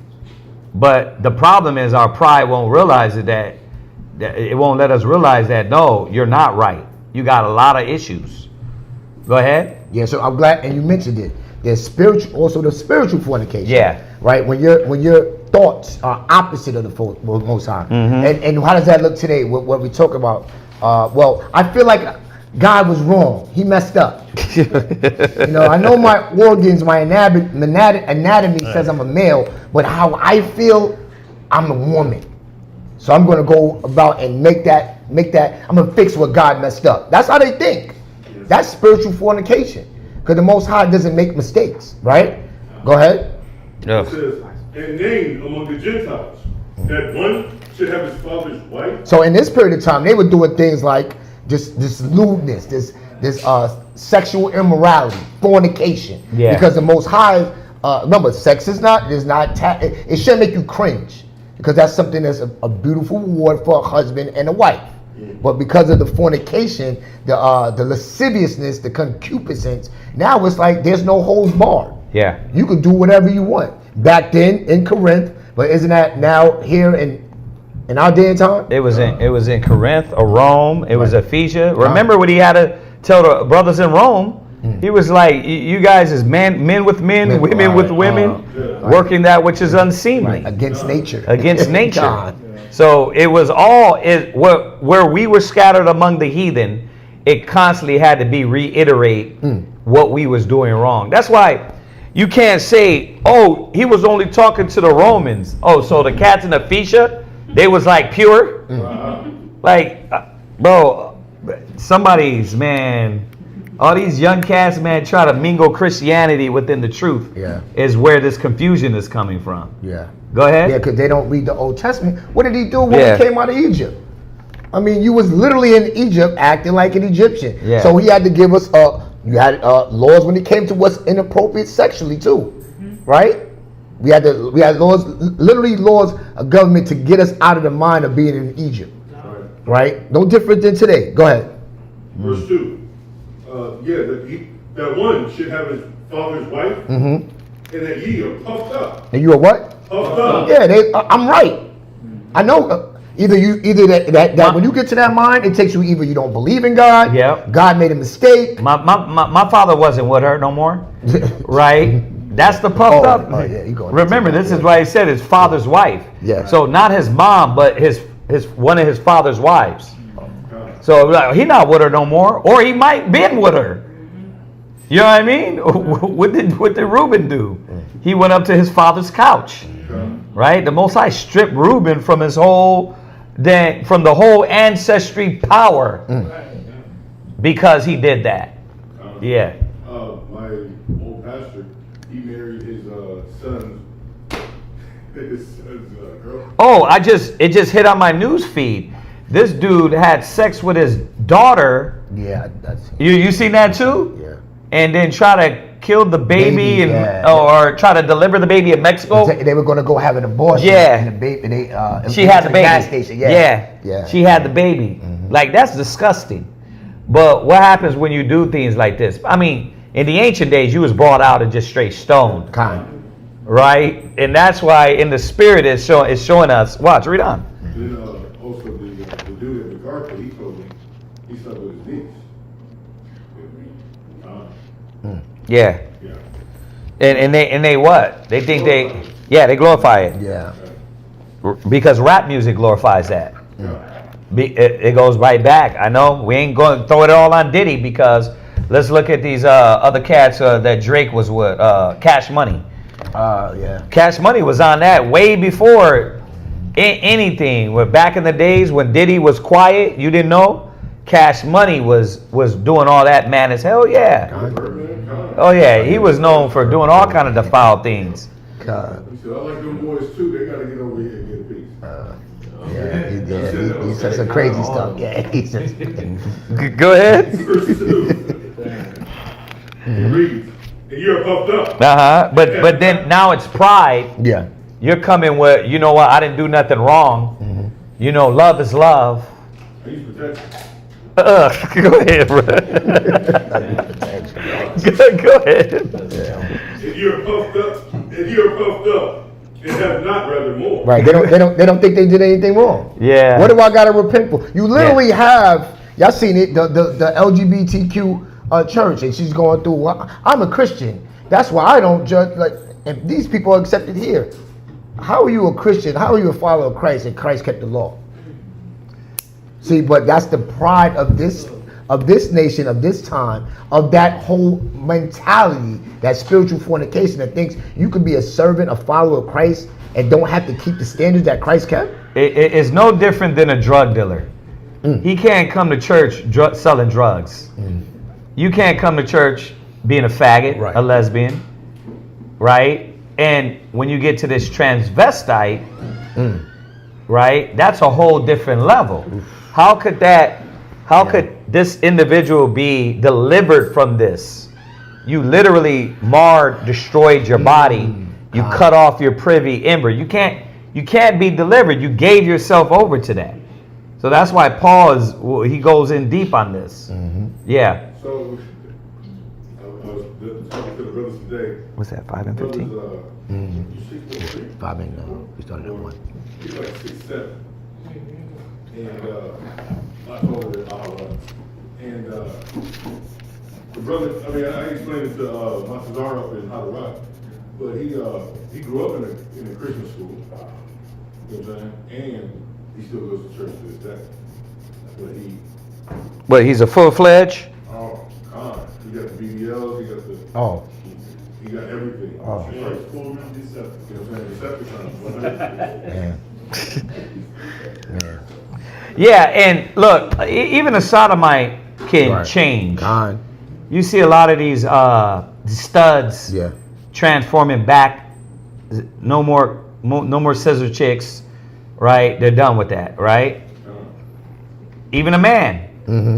Remember, all sin can be forgiven, right? Except blasphemy of the Holy Spirit. Right. But at this point, bro, the Most High is like, you gonna be we can forgive you, but something has to happen though. You can't bring that around. You can't. You mutilated your body, so you're done. Like, unless you better start getting all that before your Howard Shai come back. You better get back regular. You gotta watch online. You definitely gotta watch online, like, until you transform back. But I almost want to say I think there might be a procedure to put your PP, to reverse your PP back. Cause hey, y'all seen what I did they probably took it off YouTube now. Cause I went and I took stuff. This was back in the days where you can actually take videos, and I went through I showed a video of them surgically, the whole process. They slide it down, they turn it inside out, and that tube, or what Urethra. the urethra that basically what's the word? Help me out, y'all. I'm trying to say this right. It becomes now her the real word is clitoris. Clitoris, it becomes a clitoris. So they literally, I'm wondering if, this is Frankenstein. Or rather, it's Dr. Jekyll. It's Dr. What's his name? No. The guy that made Frankenstein. It's Dr. Frankenstein. Yeah, he's the doctor, right? And that's how they are. It's like Esau's, an animal. The island of Dr. Moreau, right? That's the old school. He was doing all these wicked, and they're doing that. They're doing these things. But anyway, you got to think about this. This is there's sin. That's something, man, that you can't come back from a lot of times. So you can see why the Most High is like, look, you got to wait outside the congregation, right? And that's true. You can't have a cat up in here like that. That's insanity. That's crazy. Go ahead, read it. I was talking to him. He got a bottle before from us. And he came in today, but I looked at him in his eye. He looked hurt. He looked like. Oh yeah. He looked hurt. Oh yeah. I was like, bro, you good? I I didn't say brother, I said good. He was like, yeah, I was just thinking, I was like, nah, you're not thinking. Something's going on in your head, like, you don't look. Yes, sir. Obviously. But no, he didn't look, he didn't look right. He didn't look right though. Like that, you know what I mean? It's odd. Yeah, I get what you mean. You know what I'm saying? It's like when a lot of guys they convert and like they're in this mindset, like you could just look under their eyes and they just look dead. He looked hurt. They lost their soul. I always say I like when the brother Amath, Chief Ephraim, Okay. they went out to the Pride Parade in New York a few years back. Okay. And just imagine what that environment is. You Okay. out there Yeah, you're teaching, and the brother was very skilled because the brother, it was an Israelite. And he's like, well, why y'all out here? What? He's like, because we love you. Right. He said, because we love, and that spirit that was on that brother, that was dealing with that sodomite, you just seen it just like, that's what he needed to hear all his life, and probably never got a hug. Be not overcome with evil. Yeah. Like, you can go out there and be like, you faggots are going to die. You know what I mean? Or you can go out there and preach repentance. God. And be like, look, stop what you're doing. Right. You know what I mean? The Most High, He loves you, but you got to stop this. God. Like, because that, you can come back from that. God. Right? But you can't come back from being a Decepticon. Hey, that's real, bruh. Yeah. You know that Michael Jordan commercial back in the day, where it says, stop.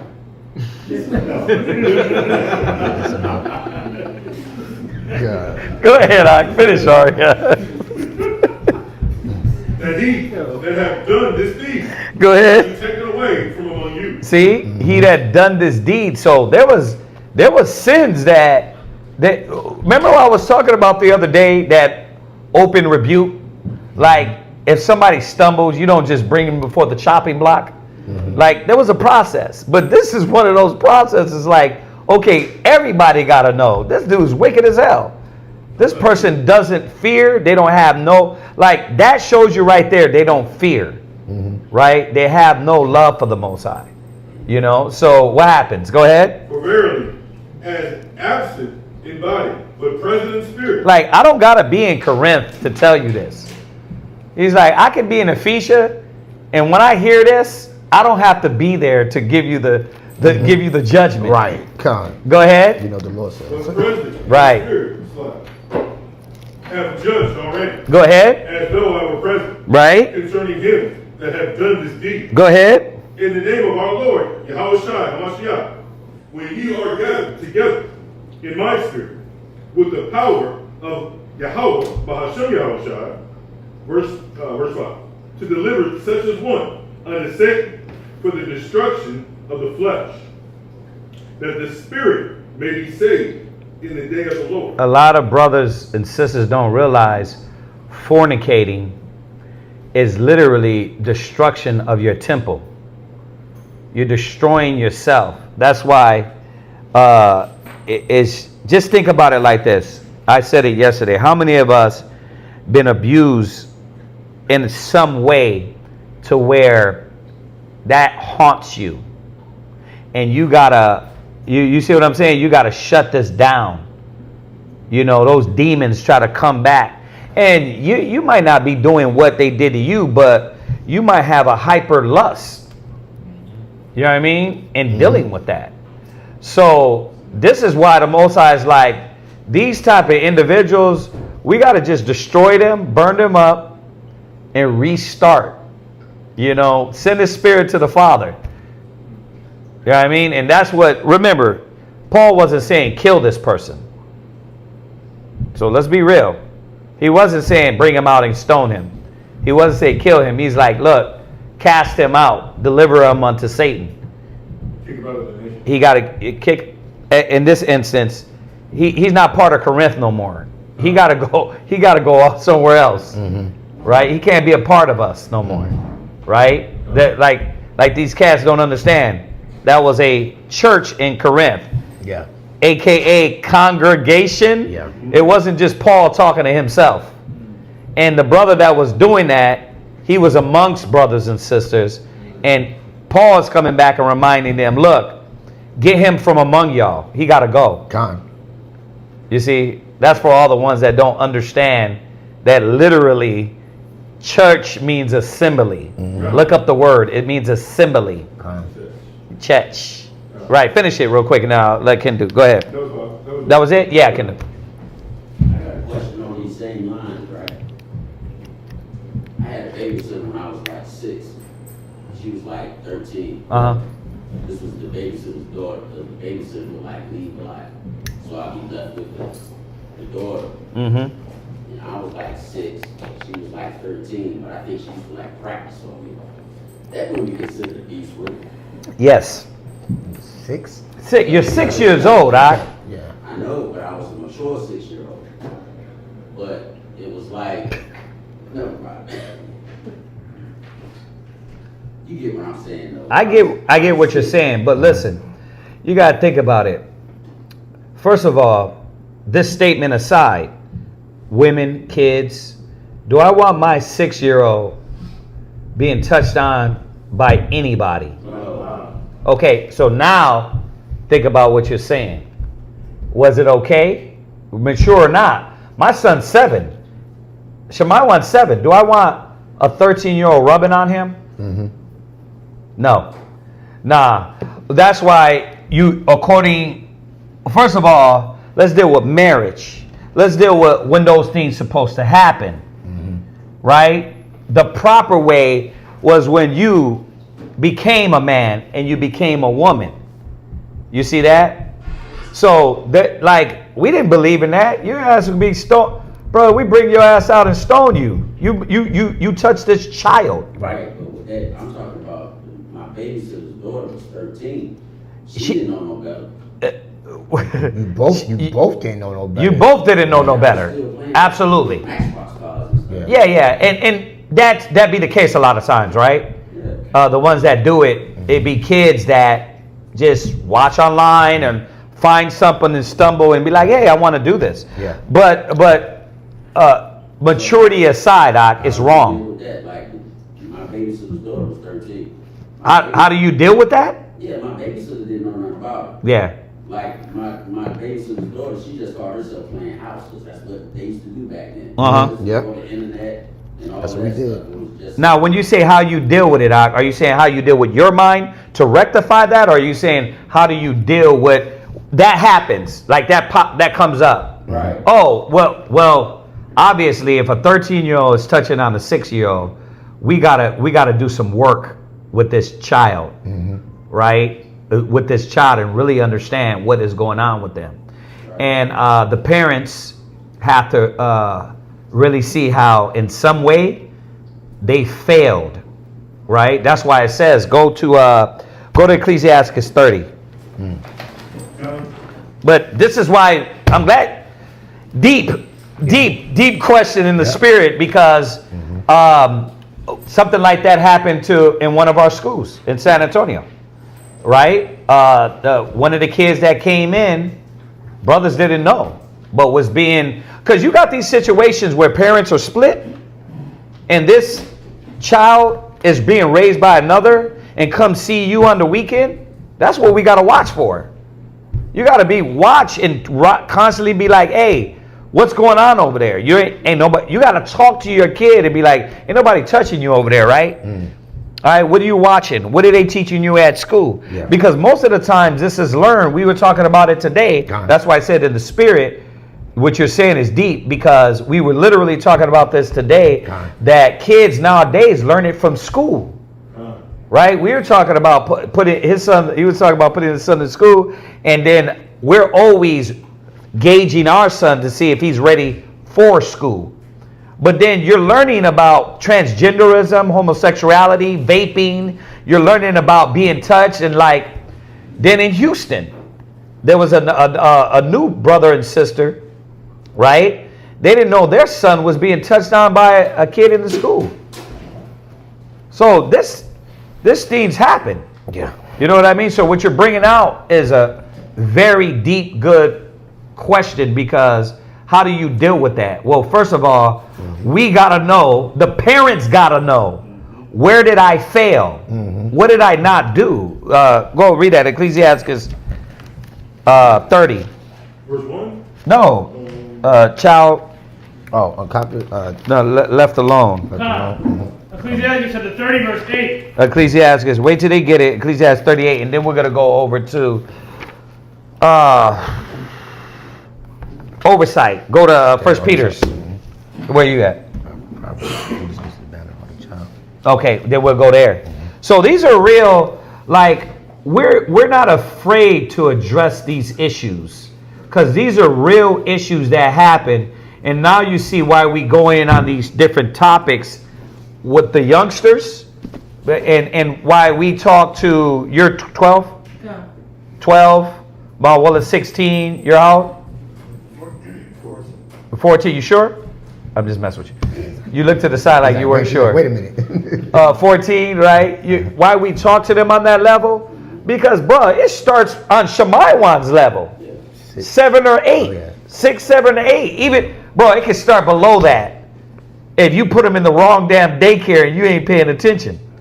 You know what I mean? Somebody can touch a kid the wrong way. That's why somebody their own age. And that's why parents, right? Like, for instance, Shemaiwan and Kasadaya likes jumping around and wrestling each other. We had to stop them from doing that, because as they got older, you can't wrestle with your sister and lay on her. Yeah.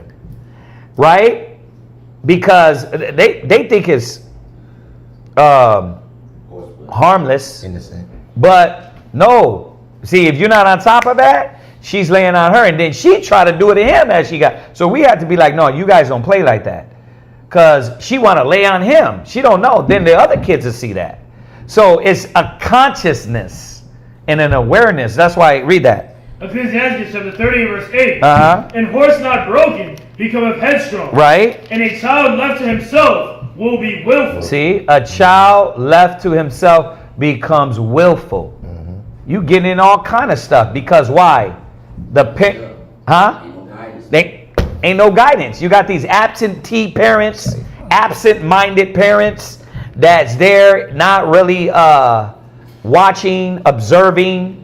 Like, when's most of the time? And you can just ask the teenagers, where does the porn come in at? It comes in at damn social media. It comes through damn anime. You know what I mean? They breasts bouncing around in anime, and you're like, oh, what's this? Like, at first you're thinking, what? It's good. It's a cartoon. It's a cartoon. And then you're like, now your senses are being activated. But you're 6, you're 7, you're learning this. You know what I mean? That's why don't share no anime with your brother or your sister. Don't do that. Don't talk to you about no anime with your brother and sister. Because then what? They're going to want to what? Get on anime. While you over there like, yeah, anime, bro. Yeah, what's wrong with it? That's why you're beating off in the bathroom, brother. What the hell's your problem? That's why you're doing stuff like that. Because why? Anime, Chad. You know what I mean? Brothers got to put away childish things and realize why they're doing what they're doing. See? And then you leave your children to that. That's a whole nother level. Yeah. Right? What? I got a definition of willful. Go ahead, willful. What you got? 30 and 8? 38. Okay. Yeah. 1 Peter 5 and 2. Go ahead. This is Noah Webster, 1828. Willful. Right? Governed by the will without yielding to reason. Abstinence, stubborn, and it says a willful man. There you go. They become stubborn. Yeah, they become stubborn. Willful. They become, because you didn't what? Steer their mind. And we keep pulling it. The Spirit keep bringing it out. Train up a child. Train up a child. It's the same thing. If you're not there, where they head at? Into anything and everything. And they probably got some dumbass friend at school that's been touched, drugged, abused. And those kids, what? That's your new friend? So if you're not vetting your friend, watch, read this, 1 Peter 5. 1 Peter chapter 5, verse 2. Feed the flock of the Most High, which is among you. Right. Now, Timothy 3 teaches us your first flock is your household. God. That's what it says. If you can't take care of your own house, how could you take care of the house of the Lord? Yeah. So if you're going to feed the flock, who are you supposed to be observing and feeding first? Your kids, your rib. That's when we go back over. Remember when we went over Psalms the other day for the sisters? It says they're supposed to be polished, right? Mm-hmm. So it takes you doing this, wiping off the dirt. Right. But if you're this guy that is absentee dad because nobody paid attention to you, your dad, your mom didn't communicate with you, so you are what? You not there. You don't know what the hell's going on. Yeah, you don't even see the dirt. You don't see the dirt. Yeah. Well, they're good. They're good kids. Yeah, they're quiet. They're quiet. That's hell how they do nah. it. They're in the room. They're quiet, so they're good. My kids grew up in the truth, but guess what? They had worldly tainting when they went to school. Oh, yeah. They went to school, and then what the world do? We just read it. Mm-hmm. You're born in iniquity, so they want to what? Shaping you. They want to shape you in iniquity and pervert and damage the good that's in you. They pull all of that out of you. You be a humble, meek kid. My son is humble, meek. He has a good spirit on him, bro. The school, they make you think you're weak. Yeah. Yeah, man. Yeah. And like, I didn't realize it was, wrong until I got a little older. Oh, yeah.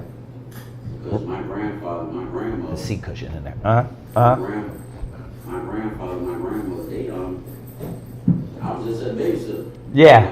They raised me the right way. You know what? I ain't gonna lie to you. I was telling him that same thing happened to me. Yeah. That same thing. She would get me naked. We would get naked, but she would never do nothing with me. Right? I learned how to play poker with her. We would play strip poker. And I was 4, 5. And I only remember it vaguely. But she never did nothing to me. But she would get naked.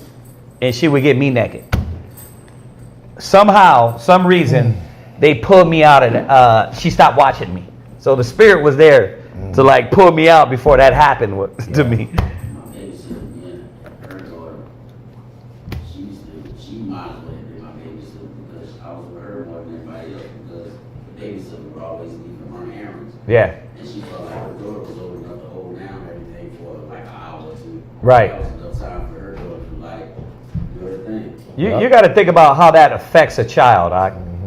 That affects a kid. I thought about it, not at that particular time. Yeah. So, but How it can damage. Now, some of us can rectify and prioritize our thoughts and our spirit and how to, know that, oh, wait a minute. That wasn't right. That wasn't right. Yeah, that was abuse. That was abuse. Yep. You know what I mean? But even back then, like at that day and time, they didn't talk about it much. Mm-hmm. You know how like they talk Yeah. about it now? Mm-hmm. Back then it was like, Bruh, they don't even talk about it now. Yeah. People don't want to deal with the shame. Mm-hmm. You know what I mean? The shame of it. Dealing with that. I never felt, now, me personally, I never felt no shame from it. Yeah. But it was like,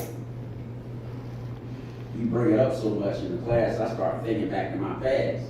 Like, different things like that, like different types of abuse. Yeah. I was like, damn, you know what? Yeah. Like, I started thinking back to my childhood. Yeah. And I had probably buried that. that's why I had to switch it on you. You think about it. Do you want your 6-year-old touch? No. You'd be like, hell nah. What's that, Shirai? I remember I was talking to, I think it was Lakai, and we were talking about how a lot of boys don't actually know that they're like getting Abuse? abused. Yeah, Mhm. like he was telling me about a story with somebody and their teacher, and I was like, that's not good. I know a lot of young boys, teenagers think. Oh, yeah. I love to mess around with my teacher. And they do, and they're like, yeah, well, I told my teacher, like that's cool, but it's actually kind of sad how a lot don't know it's abuse. Yeah. Because it takes it's a manipulation. It's a predator mentality for an adult or somebody that's got that experience. Now, in that case, 13, you don't know what you're doing. Yeah. That's why. What do they call it? What do they call it when that happens? If you're a 13-year-old, they call that you're not having consensual sex. means that you got to be aware of what's the consequences if I partake in this. Yeah. Do you don't know nothing about STDs, you don't know nothing about AIDS, you don't know nothing about even when you do lay with somebody that's a lifelong duty. It ain't to just be humping around. A lot of men that are touched like that, it's just the sheer hypersexual now. Now you're on like, yeah, I'm that ninja. You know, I know what to do. But you're 6 and you learn this, and then you go to school. Not you. I'm just. You talking about me for real? That's Yeah. what was me. Yeah, you go to school. I did like some of my teachers after that. Did like after she, you know what I mean, put it on me or whatever. I used to go to school and be looking at my teachers. Like, who can I get next? Yeah. So, yeah, that's true. That's not good. Start that engine up. Yeah, you start that engine and you don't know how to control that engine. Then you got what? You're giving yourself to the fornication, to the filthy. It says the filthiness of the flesh. Right. Yeah. The filthiness of the flesh, not the right thing, filthy things. You're not like, hey, I want to make. You know what, man? It doesn't make you feel like, man, I want to get with somebody and marry them. No, you want to be filthy. Yeah, but that's what it is. It's hurt. It's pain. It's not good. No, I would finish. Yeah. Go ahead. 1 Peter chapter 5, verse 2. Right. Feed the flock of the Most High, which is among you. Right. Taking the oversight thereof. So it takes us parents not to leave them alone. And this is what we're trying to show brothers and sisters about the seriousness about having kids. Parenting. Like, why everybody taking it personal and you're like, well, he taking a shot at me. I don't give a damn about that. I'm like, bro, we don't want no kids up in here doing no crazy stuff. I don't want my son, my daughters. Like, why you over here taking it personal because your spirit's getting cut because you're a bad parent? I'm like, fix that. But at the same time, we got to teach the truth so our kids in the next generation, they can do it right. Yeah. I don't want my son to go through what I'm going through with other kids out there. My son don't got to go through that if he takes heed. My daughter don't got to go through that. But at least we can say we taught them. I can say they set their ass in class. Their bad decisions because they rejected knowledge.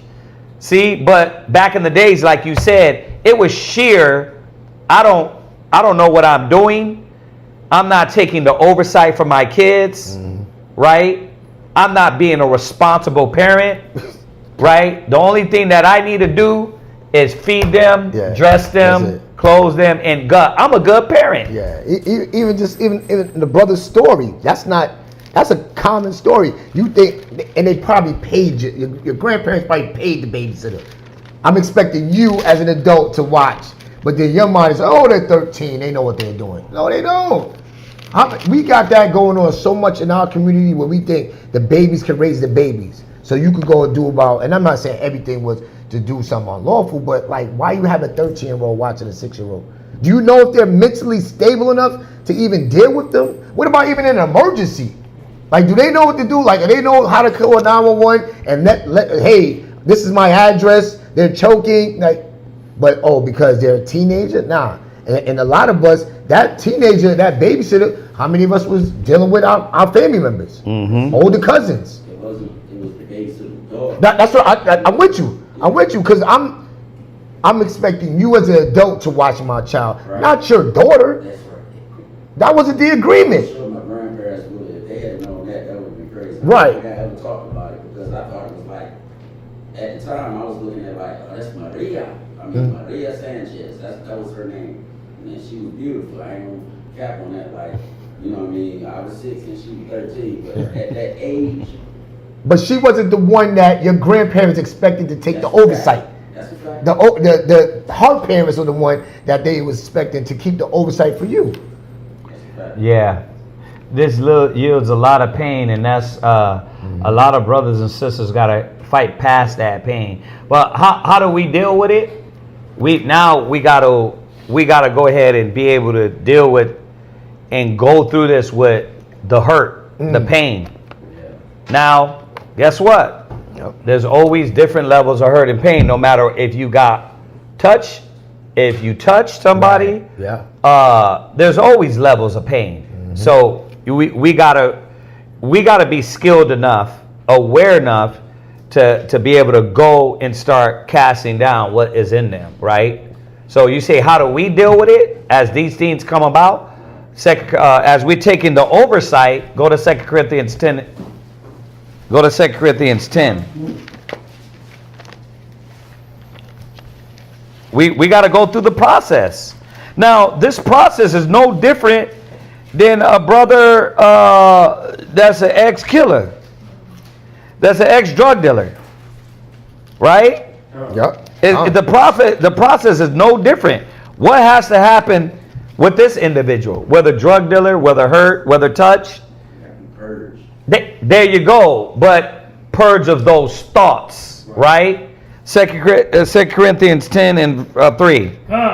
2 Corinthians chapter 10 and verse 3. Go ahead. For though we walk in the flesh, we do not war after the flesh. Right. First of all, the parent got to be keen enough to know that the battle that you're fighting with whoever was going through this, and elders and brothers and officers that take on that duty, the bishops that take on that duty, it's going to be a continual talking. Hey, how are you doing?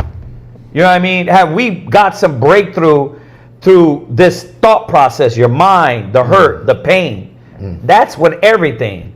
And yes, it's going to be more work with some than others. It's going to be a lot of work. But if you ain't conscious and you ain't aware, then you're going to let brothers live with that pain, and they can spread that pain. Yeah. You got to know where they sit at with the pain. Right. You feel like we all make mistakes as parents? Absolutely. Without this truth. My people destroyed for lack of knowledge. I'm telling you that even with my kids growing up in the truth, right? I always say, damn, I could have did a little bit more talking. Now, they didn't get abused or nothing, because I asked them that too. Have y'all ever been touched? But like when Shariah was going to school and when she was younger, right? She had always people messing with her, and we dealt with her. We were going to war with her on these things, but they always made fun of her. Her hair, her hair on her arms, like just stupid stuff. Wearing dresses. Yeah, wearing dresses, like things like that. So, I always say, damn, as you get older, you say, damn, I wish I would have been more keen in this aspect. I talked about this, but this aspect. If you're a parent and you're an Israelite man or woman, you can always say, I can always be better and do better. Kind. Unless you're just an egotistic, narcissistic dickhead. God.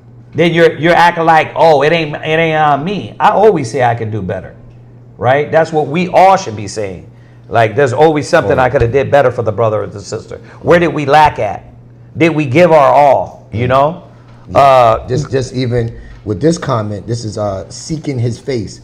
Preacher touching on kids, pastor knowing about it, the mom, and the choir director, son, brother, was homosexual, took my family and the community years to process once people stop blaming the kids. Like, I mean, yeah, you're gonna blame the victim? That's wild. Yeah, you're gonna blame the victim and not, just turning a blind eye to ignorance. Like, you got this person that's dealing with these spirits, that's anti the scriptures, and he's around. Yeah. Like, he shouldn't have a position to be around. Exactly. And that's where the Catholic Church, not only the Catholic Church, that shit, Christian, Baptist, bro, it's us. And when I say us, meaning that if we're not keen, we won't catch it. But we've been catching that shit. That's why we had the sister talk about the sister's eyewitness news last night. We're like, hell yeah, eyewitness news. Gotta be. Because if you don't got people that are aware and know what's going on, your dumb ass just is oblivious. Right. You're in your own little Barbie world, being a Barbie girl. While you're doing that, you got sisters are looking at the kids and watching. Right? While you talk about, she's just eyewitness news, the sisters reporting everything. Yes! Nigga! Because you guys is fucking, our people are animals. And if nobody is telling or reminding, we'd be like the Christian church. We'd be like the Baptist church. You'd be like the Catholics. You have that shit going on among you, and you just Joe Dummy and you don't know what's going on. It takes oversight. Yeah. You know what I mean? It takes oversight of what is going on with your kids and watching and paying attention. And not only your kids, grown-ups. Grown-ups. You see what I'm saying? That's why we got to have these conversations with brothers. Why do you think we're bringing it out? Because I want you to be able to come to me and say, hey, yeah, that happened to me. You know what I mean? But this is what I'm on, though. I know that it's wrong. I know it's off. I'm not on that. You know what I mean? Good. We in the same page. Right. Because it's happened to a lot of us. You know what I mean? And then certain people don't know how to rectify, deal with it, process the pain, get past it. Right. You know what I mean? So, not saying that that's supposed to hold you back in life. We like yourself, you know that you got to get past that and now recreate yourself in the spirit of the Most High, with the spirit of the Most High. God. So that's very important, man. It's and then I like that you said the ones that are skilled. Yahushua told us to do what? Heal the sick, raise the dead. You look at that word heal. This was something that we would talk about with Aish. Yeah. That when you look at that Greek word, it literally is therapy. Yeah. But that's to heal. That's to help us pass the trauma. Through the scriptures, you know, there's a lot of things that we experience that we need therapy to overcome. You know, and you need somebody that has that compassionate ear. No, you bring something that you was abused. Nobody's like, in a sense, think about what you're saying. You was 13 and I'm sorry, you was 6, you was 13. We're not going to be like, yeah, boy, you was in them guts early. No, because we know what spirit that puts on a young man early. Right. If you was touched by an adult, a man or man, all of that can be dealt with, rectified, and healed through the scriptures. Yeah. It takes those that are skilled to use the Bible. Yeah. To bring those, to help you to break free from that. All right. A lot of us are prisoners of our past. Yeah. Now, check this out. Check this out. Now you see why we're strict on talk and communicate. Because if you're not talking, you holding like that in. That's the stuff that you bury. There you go. And a lot of brothers and sisters got so many demons on them and they just sitting back. You got so many spirits on you, you're not ready to talk. How are we going to really understand how to heal you, or how are you going to heal yourself and accept the healing if you don't want to talk about it? Y'all make it comfortable here because any other place I probably would not brought it up. But you're mature, you're growing in the spirit. A lot of people be like, well, I still ain't going to talk. And that's why I be warning brothers and sisters, like, this is not a game. You got that spirit on you, your kids are going to have that spirit on them. So there's got to be some communication. It's got to be talking. That's why we press on that. The communication, and hell yeah, eyewitness news. We be watching every damn thing. Oh, yeah. You know what I mean? Yes, and sisters are going to do that, report things. You know what I mean? Yes, I tell my kids to be observant, watch the other kids. Yes. You see what I'm saying? Everybody got to watch. Why? Because we're a hospital. We're a hospice. And who's coming in? The sick, the maimed, the lame, the afflicted, the depressed, the hurt. That's what, see, we get that. A lot of new brothers and sisters don't get that. So they sit back with that old judgmental mind state, and they're in their own little world and don't understand that what you're thinking on is we're far beyond that. We're thinking about the hurt and pain that can persist while you're sitting around and not dealing with issues. That's how you dealt with it in your life. That's your world. You can't come into this world like that. You got to let that go, because it's going to create that pain. That pain is going to, a little leaveneth the whole lump. How about that? Yeah. A little cancer can keep going and growing, and then it can hurt other people. So we're very aware of this, and I'm not naive. None of us is naive of we could talk about the Christians and the Catholics, bruh, but Israelites, if you got a school and you're oblivious to what's going on, you need to fall the hell back and be retaught again because these things can happen among you. You know, it's important, right? So finish that.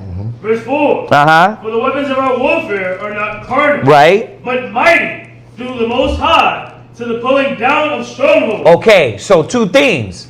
I know it's mighty.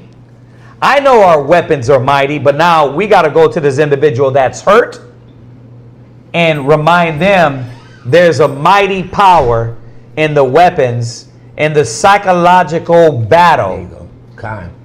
The weapons of the Most High can win these psychological battles. And that's what an individual that's going through that, we got to go in its communication. It says counsel is like a deep well. Right? Who can pull it out? It says prick the eye, you get a tear. Prick the heart. So forth knowledge. It will show forth their knowledge. So what does it take? It takes counseling. Yeah. It takes communication. Yeah. It takes dealing with these issues. And it ain't one conversation. It ain't one conversation you have and then, whoo, they just heal. No, it's continue until that brother or sister can really see the power of the Most High. Exactly, the renewing your exactly. Go ahead. Casting down imagination. Wait, so we're learning something. Now, whatever hurt it is, whatever wickedness it is, whatever pain it is, you got a lot of people that hold on to strongholds. Yeah. So a stronghold was imagine those old movies where they had a castle, but then you got a wall in front of the castle.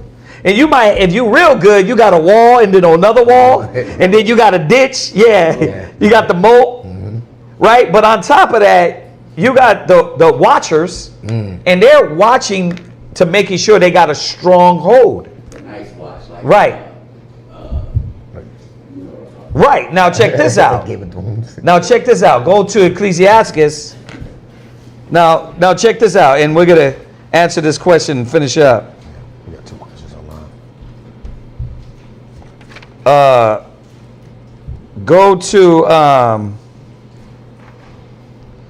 Go to Ecclesiastes. Man, it's Ecclesiastes. Watchman on the Tower. It is 37:14. Go to Ecclesiastes 37:14. Now let's put these together, and we're going to understand what people come in with. Remember the stronghold, right? People have strongholds, right? But we got to be the ones to be able to cast down imaginations. Now, yes, there is a willingness too, because I can start chipping away at that wall, that stronghold, but you got to be willing to let it go too. Yeah. It's two things here. Like I can, you got to. Like we can show you the process, but if you don't want that stronghold gone, that's going to be a tower of death, holding everything spiritual out. Right? Go ahead, read that. Ecclesiastes chapter 37 and verse 14. Go ahead. For a man's mind is sometimes wont to tell him more than 7 watches. So people got demons on them. I'm good. 7 personalities talking to them. And guess what? They're the most quietest people. They're the ones that want to sit back and you good? I'm good. You all right? Fabuloso. Like, bro, you're a raging damn animal, bro. You're a raging beast. Yeah. Right? Just because you quiet, that don't mean everything's fine. You got all this stuff. It's like your mind is racing. Like, imagine that tower, but 7 watchmen on the tower reporting. Reporting in pride. Reporting in lust. Reporting in anger. Reporting in, Kazaka, shut the... reporting in. Right? You got all these 7 watchmen. A man's mind and a woman's mind is somewhat like 7 watchmen on this tower. Right? Go ahead. That sit above and in high tower. Go ahead. And above all this, to praise to the Most High, that He will direct thy way in truth. Right, because your mind, if it's not directed the way in truth, all you got is strongholds against the spirit. So what did he come back in Corinthians say? Go back. Casting down imagination. So imagine these strongholds, but they're stopping from letting the Spirit in. The Spirit is trying to enter, because Christ said in Revelations, he said, I'm at the door. But you don't want to let go of these strong towers. Before he can even get to the door, there's 3 damn walls. There's pain, there's suffering, there's hurt, there's pride, there's, nigga, you ain't going to tell me nothing. And then there's a little door right there. And Yahweh Shai is knocking on the door, and you're like, nah, you ain't Yahweh Shai, brother. So we got to be skilled enough to go what? Cast down imaginations. Can I ask you one more question? Hold on, let me finish it. Go ahead. And every high thing. So we got to get them to realize that these things that are in their mind are literally imaginations, like bunnies lay eggs and a white man is going to come down your chimney. It's literally like that. You give them power, Right. and you can take away power. Right. You give it power, Kind. and you can take away the power. Kind. That's why it says imaginations. It's not real. You're going to give those thoughts strength, and you can take away strength from those thoughts. So this is what it's a process of going through and reminding these individuals, like, look, this is not you. This is the pain and suffering that is trying to destroy you, right? And we got to cast down those imaginations. And every what? A high thing that exalted itself against the knowledge of the Most High. Because even in that, the fear and the pain is not an excuse. It's not. It said perfect love cast out fear. So you can't say, well, I fear so much, I got to stay in my lane. No, you got to let go of that lane, brother, and get on Yahweh Shai's lane and realize you got to move on his tracks now. Or else you got to stay on that road, and that road leads to death, pain, hurt, suffering, anguish. But Yahweh Shai's road leads to being renewed, right? Yeah. This goes back to, well, I was talking to a partner of mine on the phone last night. I was trying to get him to come to class, right? But he said he don't like being around people. And then, you know, he'll open up to me. I was like, brother, why don't you like being around? Oh, you on the road tonight. You want to hit everything. And Okay. he said, he was telling me, he was like, all the great people in the scriptures, he didn't say all of them, but he said a lot of them, they learned a lot in solitude. No, that's wrong. Hell nah. What the hell? If that was the case, bruh, first of all, Joseph, he wrestled himself, or did he wrestle an angel? Okay, I mean Jacob.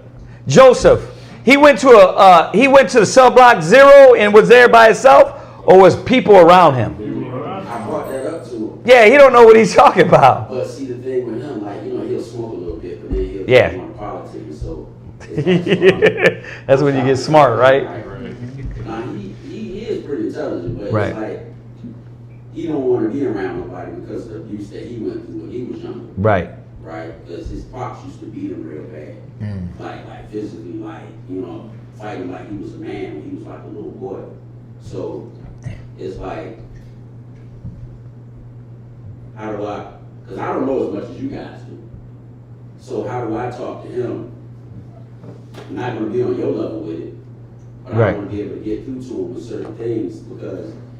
Does he believe in the Bible? Like, yeah. Does he believe in the book? Yes, he does. Okay, well, if you pull Bible verses, is that going to work on him?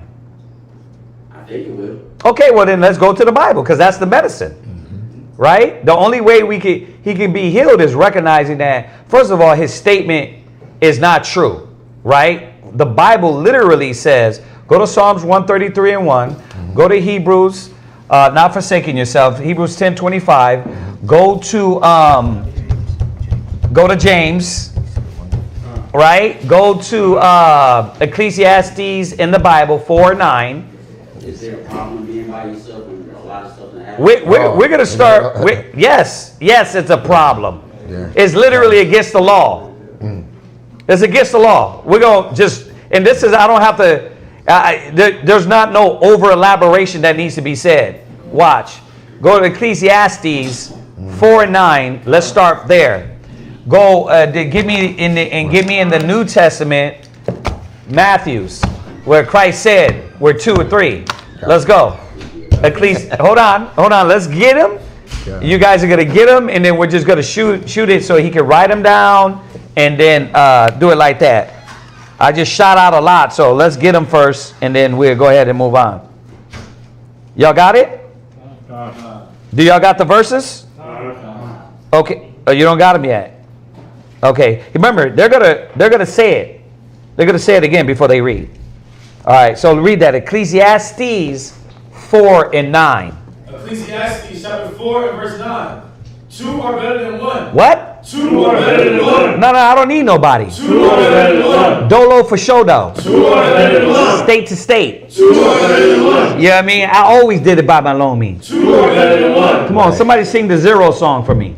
I don't need no. I go, Ariana, come on, sing it, I don't need nobody. Let's go. I always butcher it. That's what he was telling me. It was like, yo, I'm cool with you coming over here politicking with me, but I don't want to be. Let us finish. So, Let the word it's gonna tell us.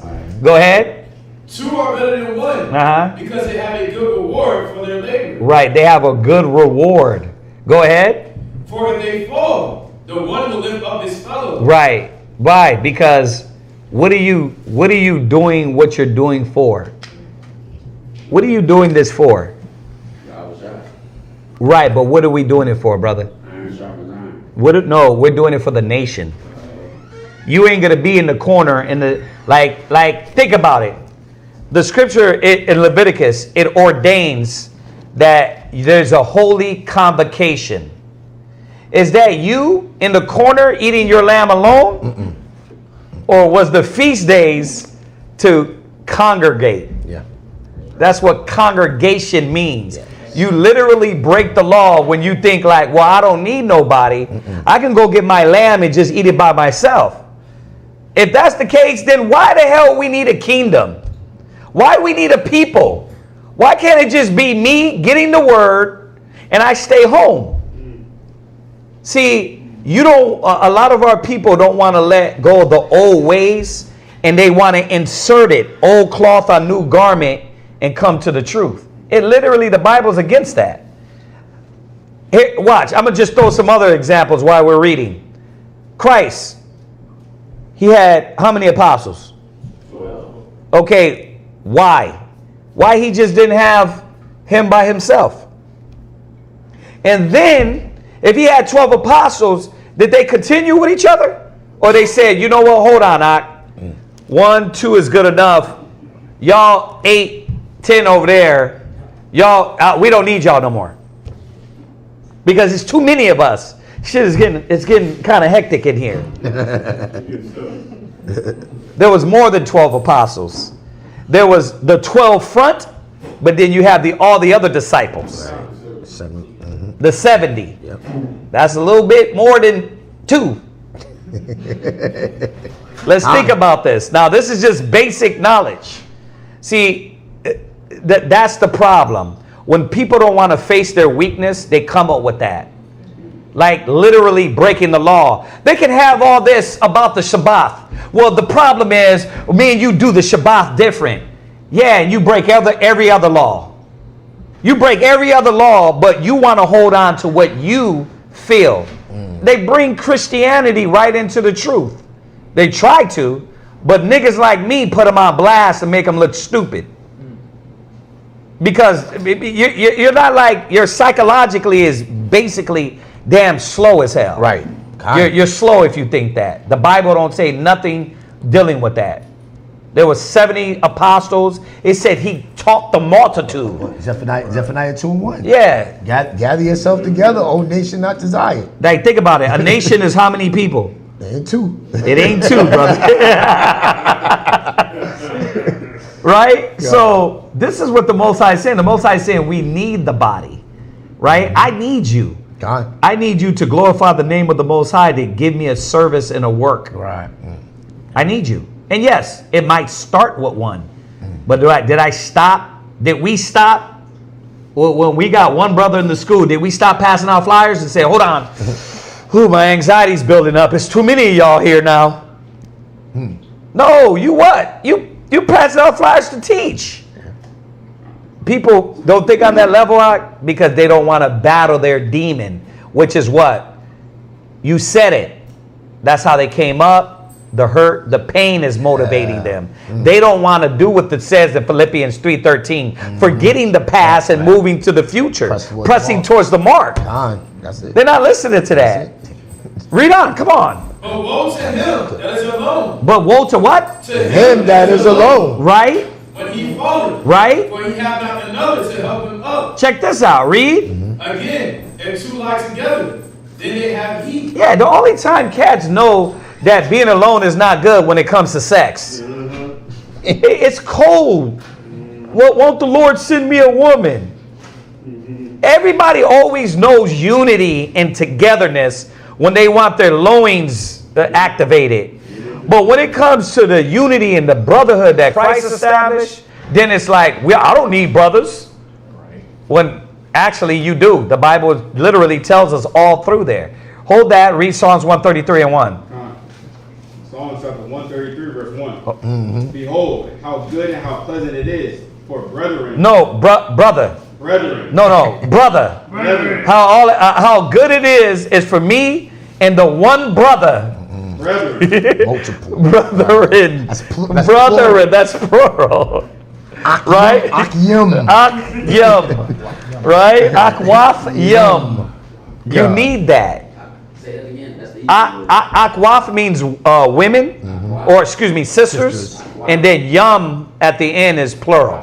Akwaf yum. Akwaf yum. Yeah. Go ahead.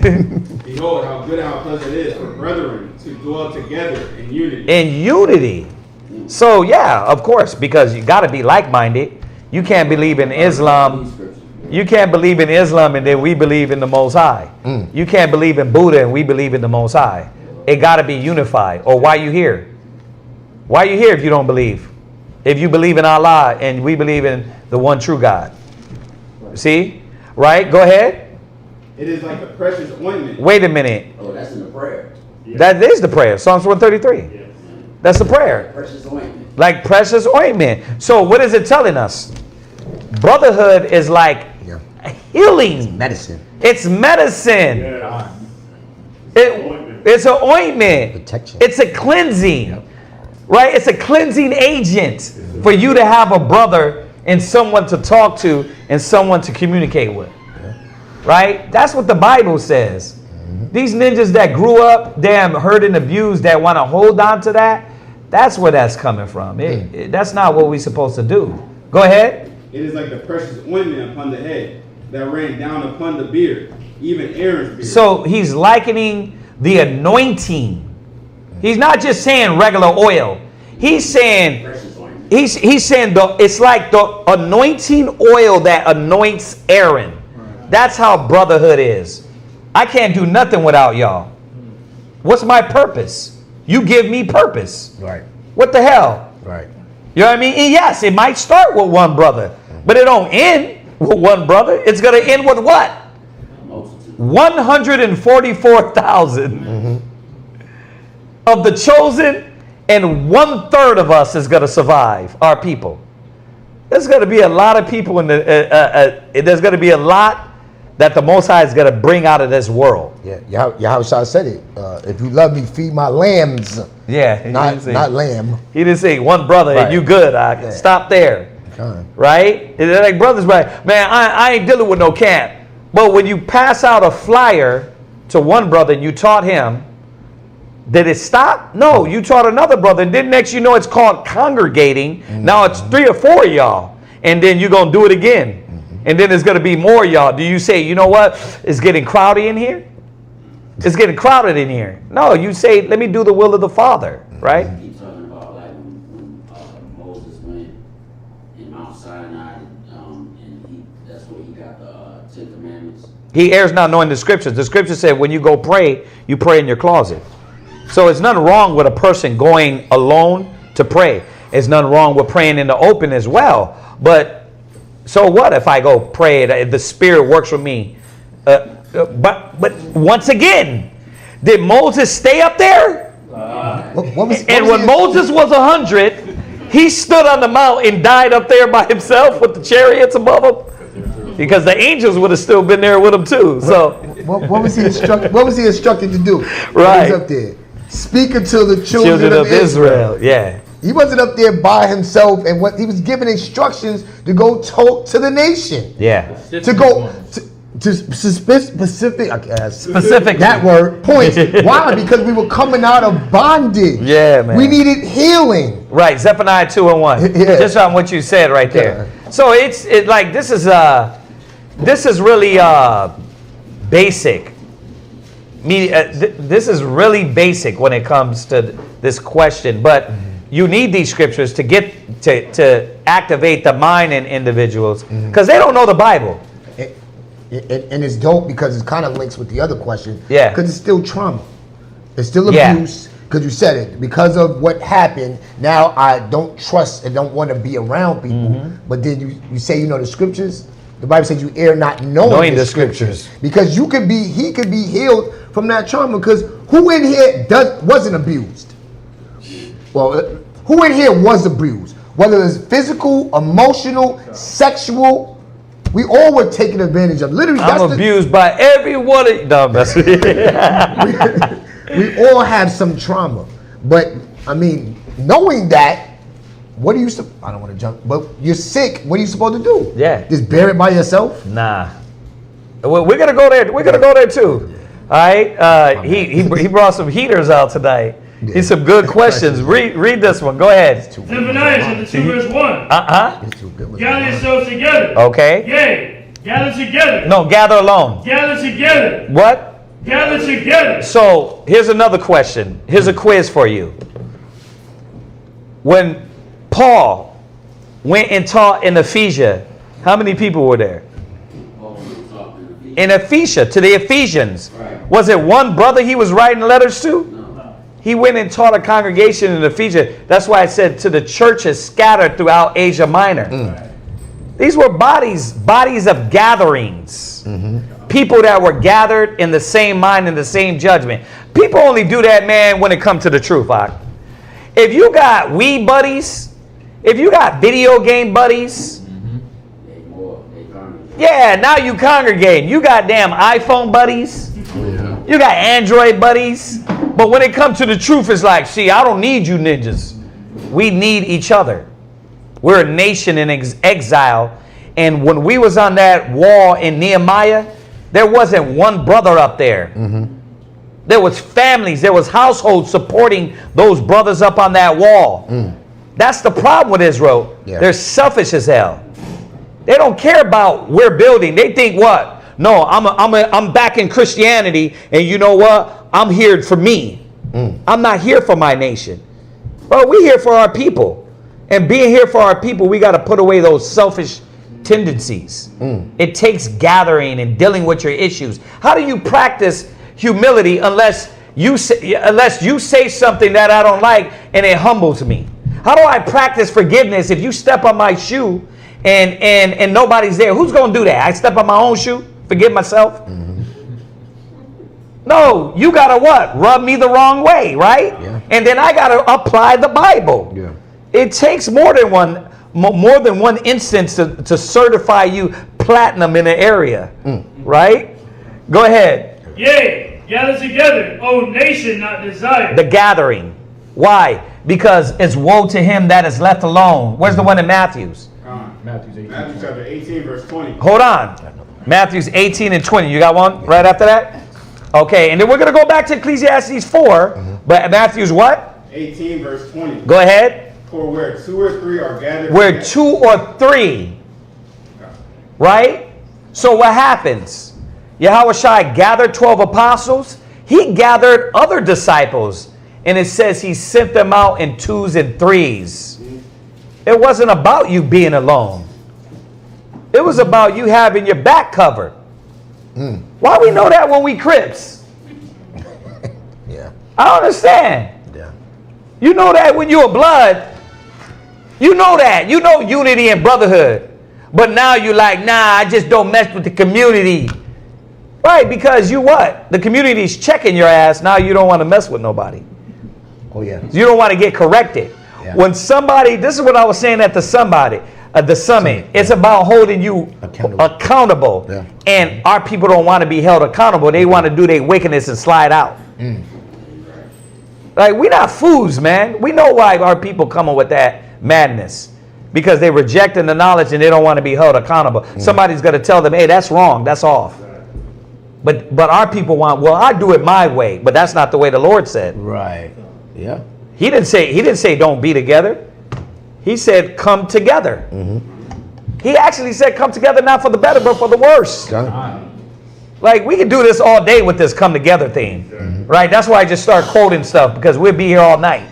All right? Finish that. For where 2 or 3 are gathered together in my name, there am I. It didn't say you was alone and you know what? Christ is there. It said we're 2 or 3. Why? Because somebody got to show you your righteousness. Because you could be calling yourself Christ.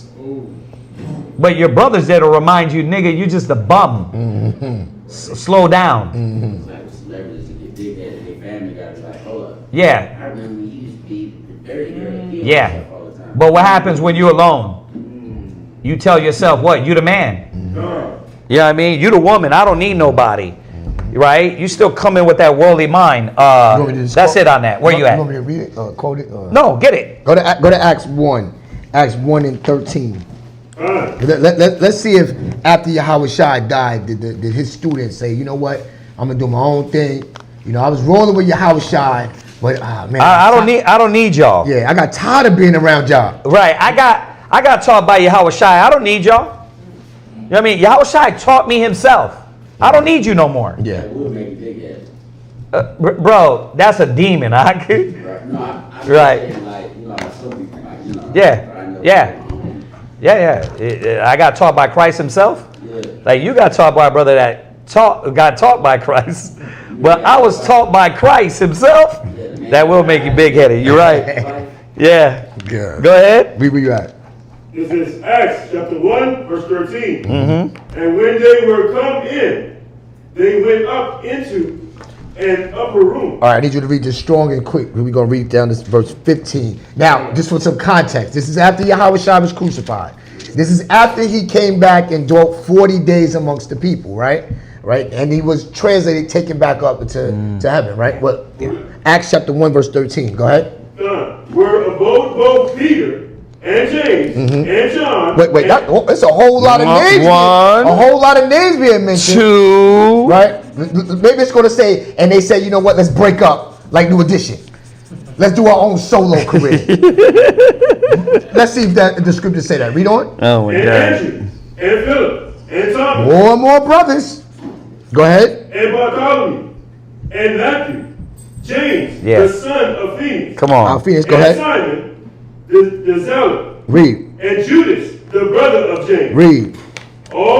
These all continue. They did what? These all continue. They did what? Continue. They did what? Continue. Go ahead. With one accord. That's the key right there. There you go. Going back to what Kazak was saying, a lot of brothers want to give an excuse or reason to say why they don't want to be around, because somebody's going to hold you accountable to being in one accord. What does Paul teaches in 1 Corinthians 11? That we be in the same mind and same judgment. Well, you can't. How can you be in the same mind with someone if you're by yourself? See, that's the problem. It says accord, a state of agreement, unity, or harmony among people. That's plural. Often in thought, purpose, or action. So we have to agree that what Christ laid down is what we're practicing. That's what real Christianity is about. Right? And we have to say, well, the way y'all see it, hold on, let's go to the scriptures.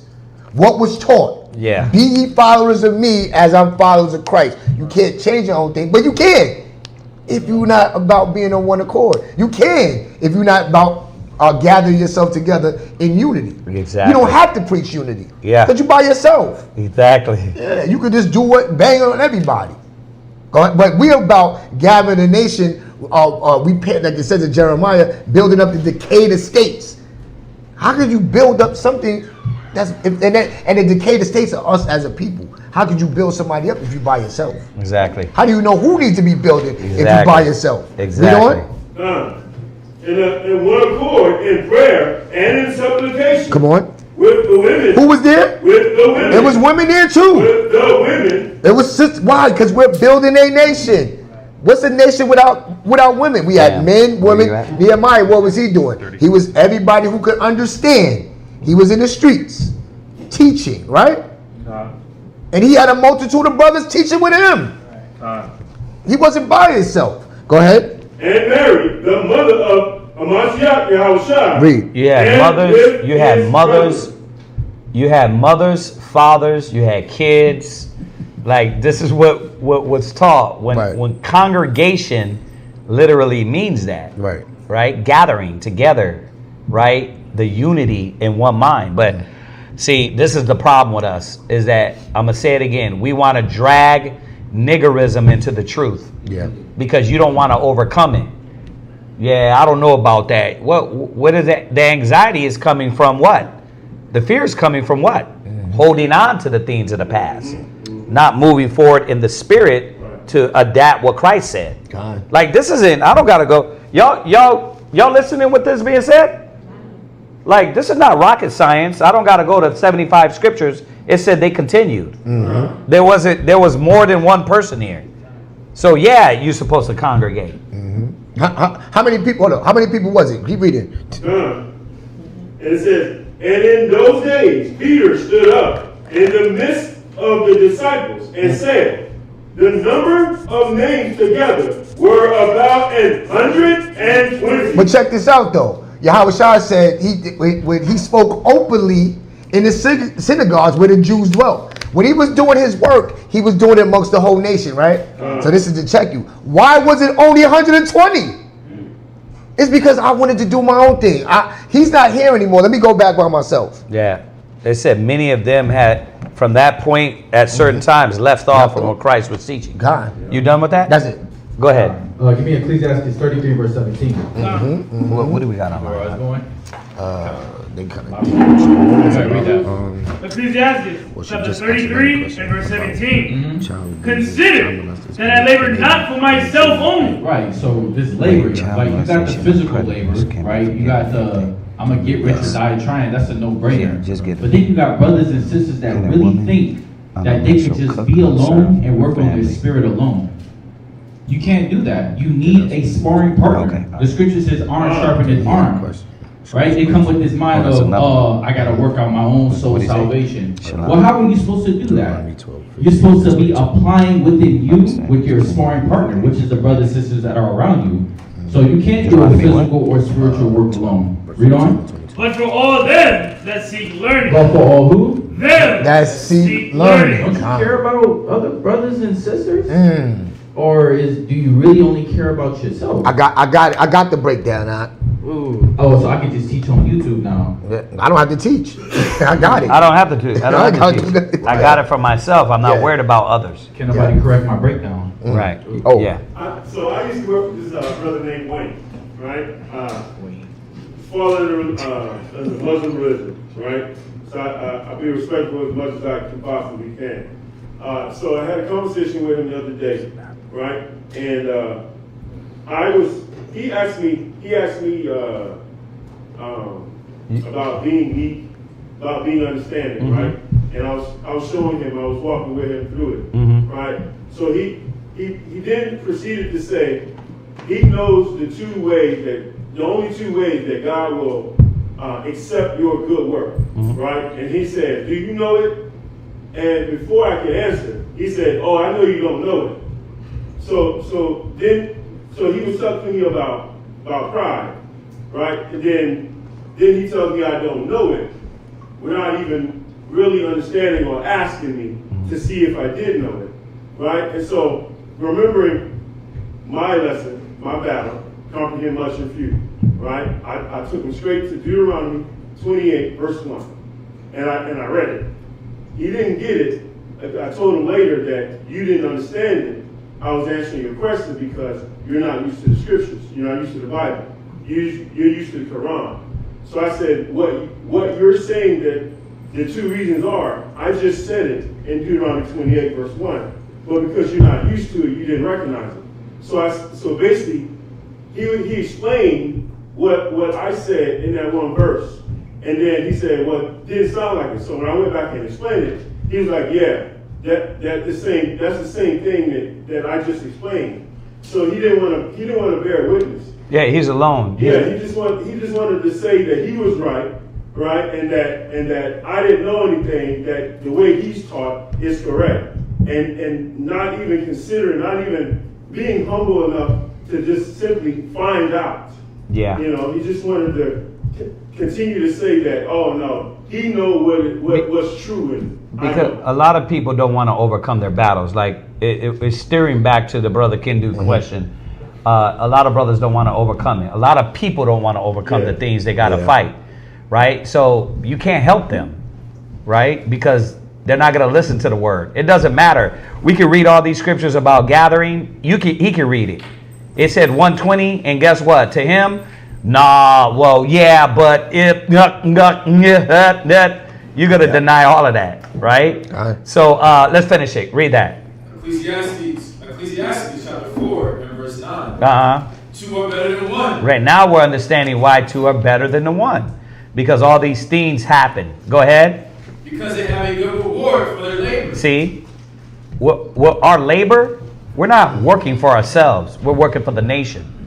Go ahead. For if they fall, the one will lift up his fellow. Right. But woe to him that is alone when he falleth. Woe means destruction to him when you fall. Yeah.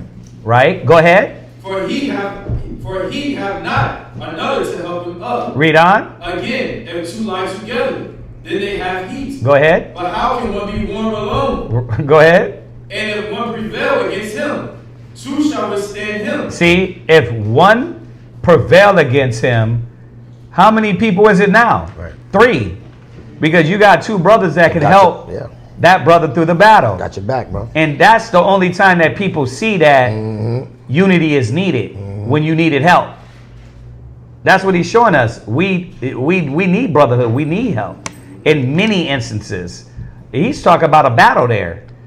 Right? 4 trying to come up against you, and you got 3. You got more help. Go ahead. And a threefold cord. A what? A threefold cord. Go ahead. It's not quickly broken. See, imagine that chain that everybody knows about. How it has to be tight, and how many links make it stronger. Many. So it's important to know that. One last one. Hebrews 10:25. Hebrews chapter 10, verse 21. 25. 25.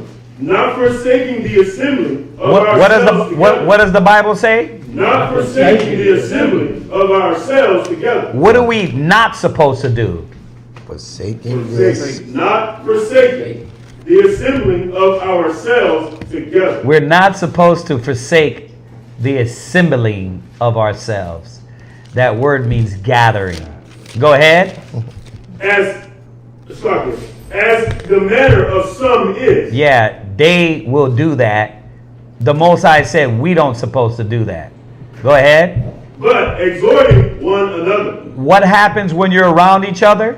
But exhorting one another. We can reach one another when you're around. Right? Go ahead.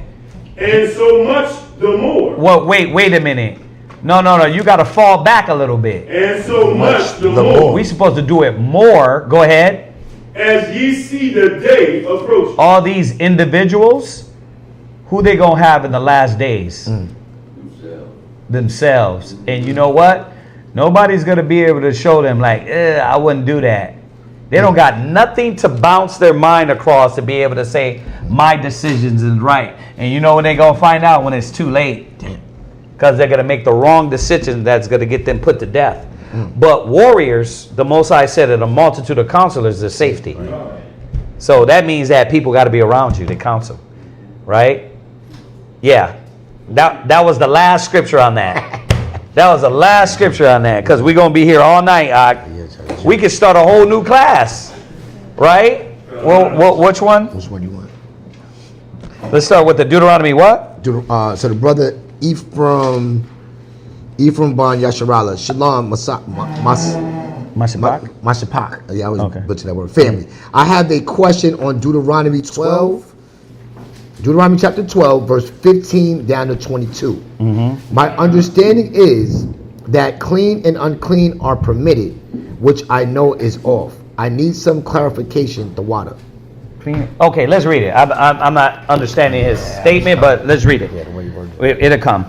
Go ahead. Deuteronomy chapter 12 and verse 15. Go ahead. Notwithstanding, thou mayest kill and eat flesh in all thy gates.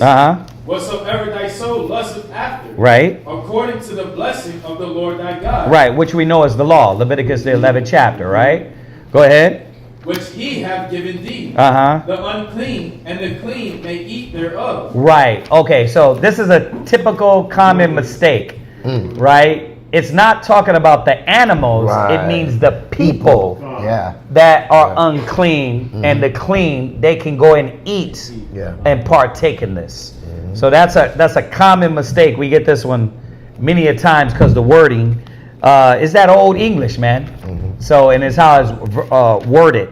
But it's talking about the people that are clean and unclean can partake in this. It's not talking about unclean foods, because then the whole Bible would just go up in smoke. He literally gave us Leviticus the 11th chapter and told us what was clean and what was not clean. So here he's talking about what person is clean. Like we just read earlier, if you were online during that time with us, we went over to show you that there's a peoples that have issues. They have to go outside the temple. They couldn't be in. But what this is referring to is like, okay, if they might be unclean, but they still could partake in this food. Okay, go ahead. As of the roebuck and as of the hart, only ye shall not eat the blood. Right. Ye shall pour it upon the earth as water. Right, which is lawful. Right? We, like the law says, we're not supposed to eat the blood of any animal. Go ahead.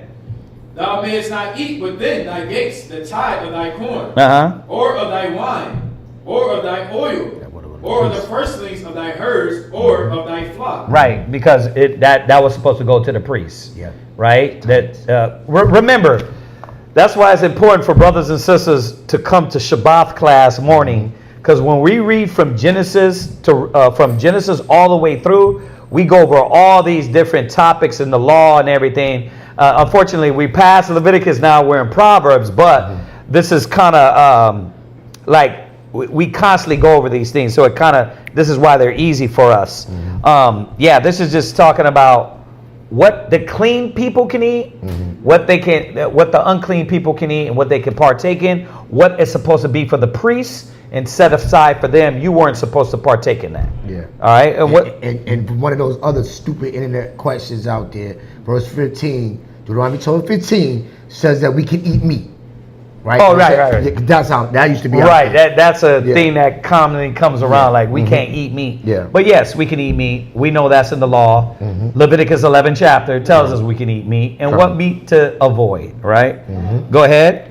Nor any of thy vows which thou vowest. Right. So why? Because you were supposed to give that.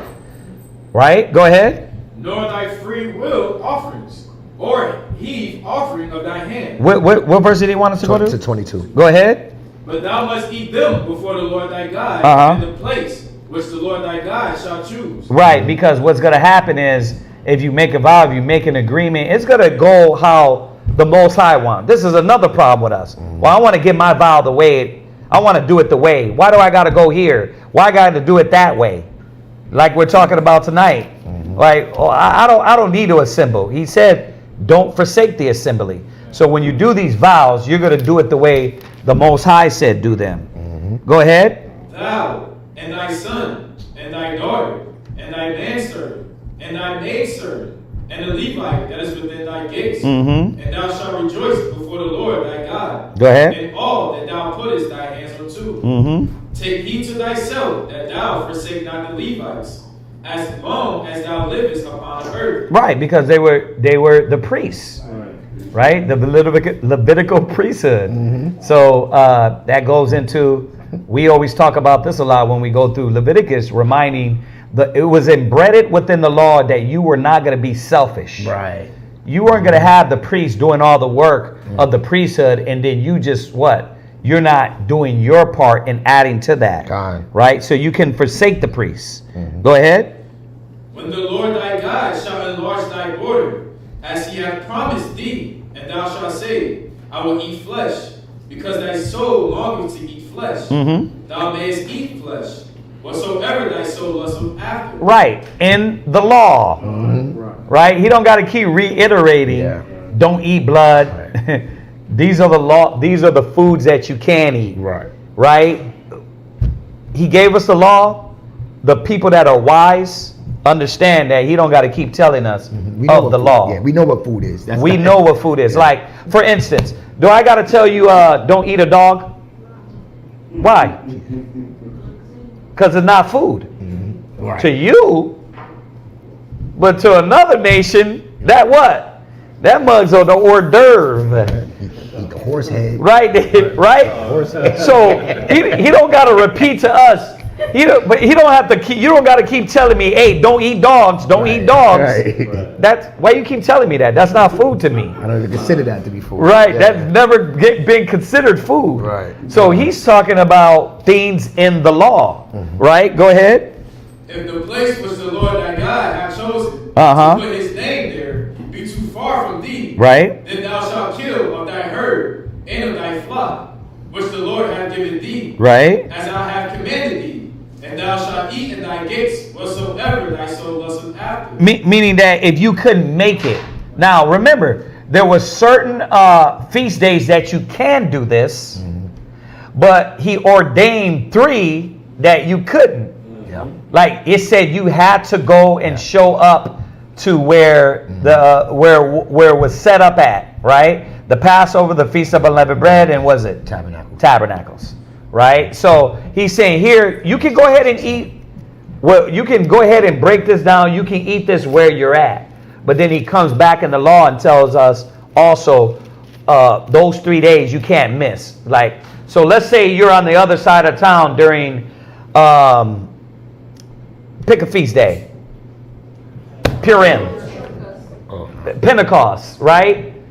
Okay, you guys can celebrate it where you're at, right? Because you can't travel to the other city, right? Because it's too far, the money or whatever. He said, but Passover, Feast of Unleavened Bread, and Tabernacles, you're going to show up. You got to show up. You got to set it up and try to act like it's a vacay, like you do it every year. When you did it for yourself. We're going on the cruise this year. And what you do, you saved up 6 months, 7 months later. Right? So in this instance, you didn't have to. But then when you go deeper into the law, it tells you for those 3 days you had to. Yeah, those 3 days. Pentecost is one of those 3 days. It's you said Tabernacles. Yeah. It's not Tabernacles. So it's the Passover. This is Feast of Unleavened Bread. You got Feast of Weeks. Oh, I see what I did. And then you got Tabernacles. Yeah, my bad. I said Passover, Feast of Unleavened Bread. Yeah. But Passover is Feast of Unleavened Bread. Got you. The water for the correction. So Passover, Pentecost, and Tabernacles. You got to be there. My bad. You got to be there. I'm glad you clarified that. So, all right. But there you go. That answers that? That's it. Yeah. Okay. Because like you said, is what they say, oh, that's justification to say you can eat unclean. Yeah, you can. Yeah, they don't understand. It's not talking about animals. It's talking about people that can partake in it. Right. You want the other sister? What is that? Okay. She said, this is seeking his face. Can a woman on her menstrual cook and serve her family? She got a 2-part question. Okay. The second part is, also, are there protocols for a husband to take another wife? What? Okay. Yeah, we're going to be here. All right. So the first one was what? Can a woman on her menstrual cook and serve her family? Technically in the law, no. Right. But let's understand the law. That's why Christ had to come. Because technically, no. But here's the question. Which one of us got the power to send your rib to her menstrual house for 7 days and not be around? Anybody got that power in here? Exactly. Nobody got the power to send your rib to the menstrual house for the 7 days that she's unclean. So there's two things that we got to understand here.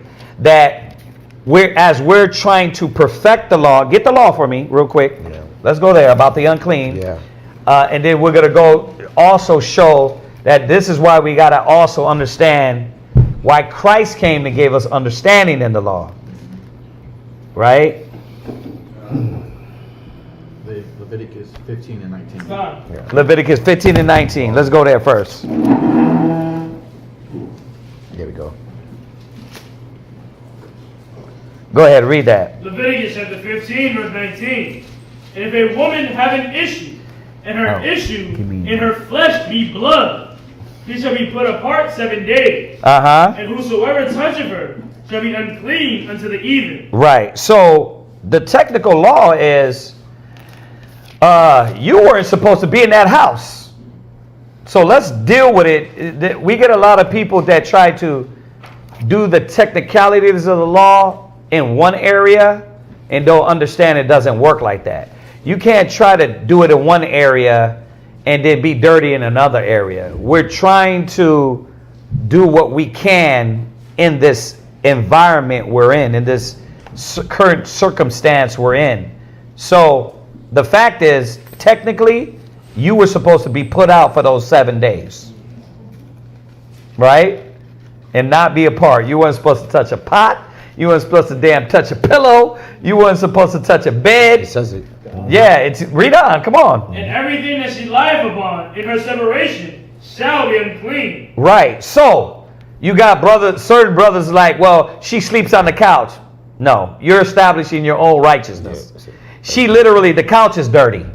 And when she get up and she touched the wall, she touched the coffee pot, that would be dirty. And then when she cooked dinner, that would be dirty. So we have to understand that in this law, this is something where grace has to come in. Because if we don't, then according to the law, you be breaking it. So this is where the Most High said he gave us grace.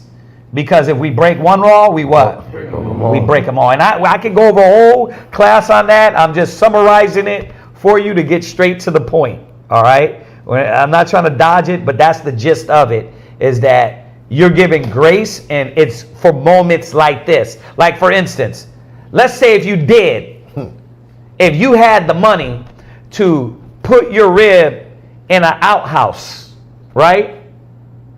For those 7 days, you was balling like that. You had our own period house, right? Well, what happens when you go to work? And the other woman is on her cycle, and you touch her. Grace has to be there, right? Or you sit on the bus, and the woman that's on the bus, she got her period. She just defiled you. So understanding why grace has to be here, because in these instances, when the technical law cannot be applied, Yahweh Shai slid in and said, listen, this is why he gives you mercy. All right? What was the next one? And like I said, we can go over all that, but that is another 2-3 hours of the law and that stuff. All right? What else? The second part was, also, are there protocols for a husband to take another wife? Are there protocols? Yes. Once again, you want me to answer this? But how long do you want me to take on this? There's obviously a protocol. Let's go to the law. Let's go to the law. Go to Deuteronomy.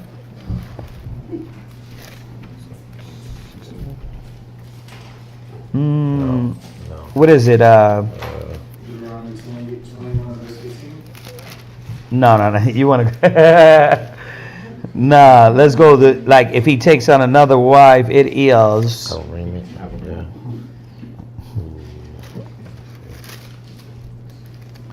Yeah. 17. Is Deuteronomy, right? Yeah. 17 and 17. 17 and start at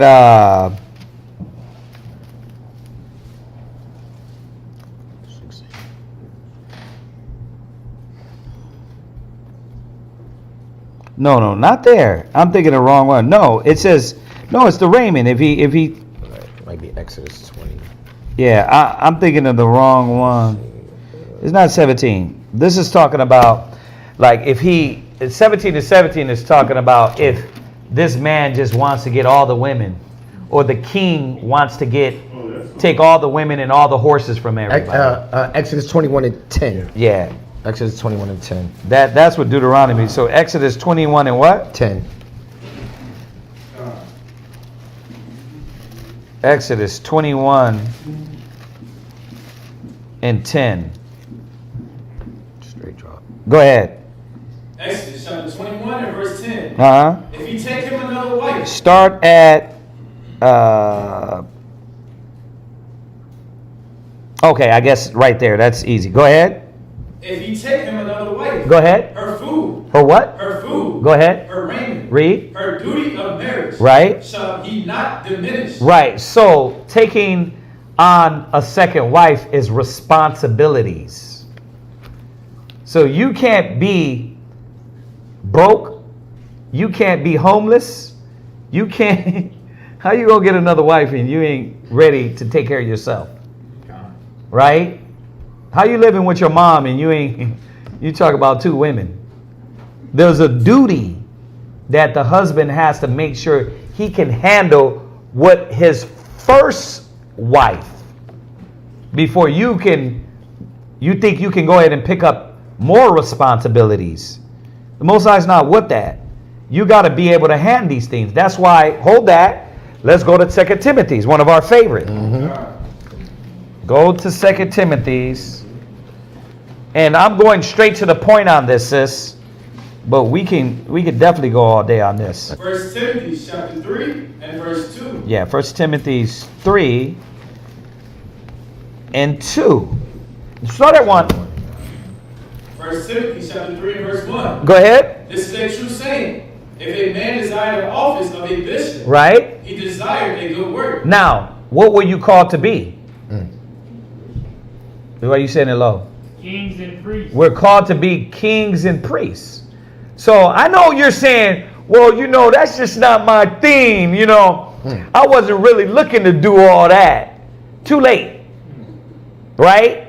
Everybody want the white man to bow down and put their face in the dust before them, but they don't want to do the work. You were chosen to be a king and a priest. So yes, it's too late. Especially y'all here doing the work. You can't say, well, I just want to bury my talent. No, the Most High called you to do a job. He called you to do a duty, right? So you desire a good thing. It's not wrong, right? Go ahead. A bishop, there must be blameless. He must be what? Blameless. So let's work on yourself first, husband. There's no way you can take on responsibilities and another soul and another spirit if you are not worked on yourself. This is what we remind brothers. There ain't no, I'm just getting women all willy-nilly. You know what I mean? I'm King Dingaling and I just want to swang it. You got a responsibility. So before you think about women, won't you think about what duties need to be done in the sanctuary, in the house? Won't you lay your brick as part of the nation first? Right? You don't even want to lay no mortar. You want to what? Be King Dingaling and just gather women. You can't do that. The scriptures is reminding us there's certain things you need to live up to as a man. And I'm saying that like this because we got a lot of young brothers among us. We got a lot of young sisters among us. And the proper way is to do it like the law said. Can you handle the responsibility of one? Right. You got one you can't even get in order, but you want to get two? What the hell? What the helly? Right. Go ahead. The husband of one wife. The what? The husband of one wife. The husband of one. The husband of what? One wife. Now, it doesn't mean that Paul was changing the law. Right. When you read that one in the Greek, you can go do it yourself. It says first. They try to change that now too. Oh, they try to change it?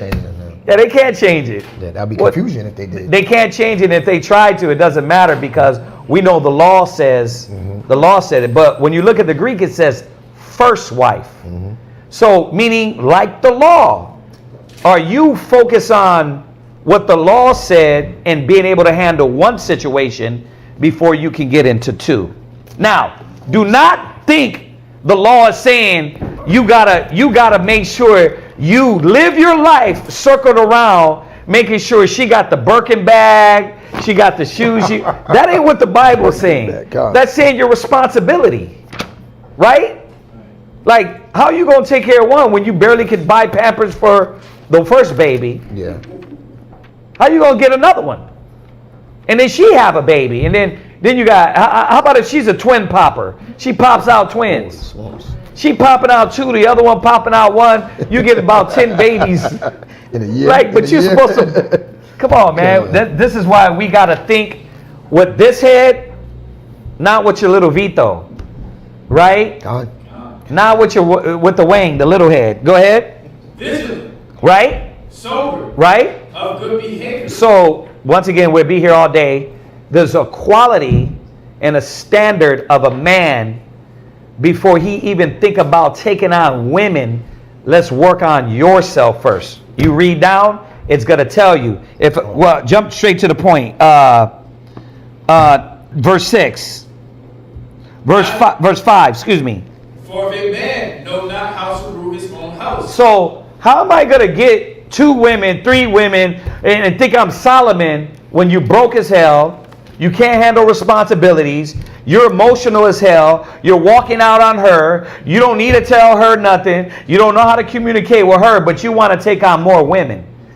You got to start from the beginning, or else it's going to tell us. Read. How shall he take care of the church of God? What about the church of the Most High? You ain't passed out one flyer, but you got a list. Damn, I'm thinking about number 3. Shit. Yeah, bachelor. Like, you ain't passed out one flyer. You ain't taught one brother, but you what? You got a damn list. And yes, I'm putting brothers on blast. You know why? Because that's what brothers will do. You'll be creeping on number 2 when you ain't did nothing for the congregation. So yes, you do look thirsty as hell. Yes, you do blaspheme the gospel because your focus is not on nation building, it's on penis building. It's on, I want to release these loins in 2 different ways. You won't teach your rib to support the church, the sanctuary, and to give herself to the body, but you'll go get another woman? Man, brothers be selfish as hell. And yes, in the law, the scriptures is reminding us, if you can't take care of one, no, you can't go get another. That's what it's saying. So jump back. It's going to tell us. Jump back to the Exodus 21. Go ahead. Exodus chapter 21, verse 10. If you take him another wife, her food, her raiment, her duty of marriage, shall he not diminish? Because you got to counsel now 2 women. Right? You got 2 households. Right? To take care of. Work. Yeah, like brothers is like, it's all good. Listen, I know households. I don't have to speak on it, but I know households that brothers that jumped into that situation and lost it anyway. Because they didn't do it right. It wasn't about the Most High. It was about, the law says I could go ahead and more than one woman. And you're right. I'm not going to, the law says that. But it also says you got to do it the right way or else you're going to lose instead of build.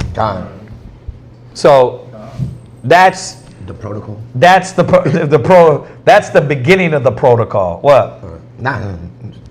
What? She didn't put that. That was it. Right. That's okay. No. I thought you said something else. That's the beginning of the protocol, right? That's the first steps. Like I said, we can keep going with this, but we're gonna be here to 2 a.m. if I do that. All right. So anything else? Yeah, she said that was the same person. I think it's a sister. Oh, child molesters and predators can be forgiven if they truly repent? Question mark. Go to. What was the question? Say the question loud so they can hear it. God, it reads: child molesters and predators can be forgiven if they truly repent? Right. Let's answer that. Go to Mark 3:28. And then this will be the last, right? Yeah. Yeah. Tom.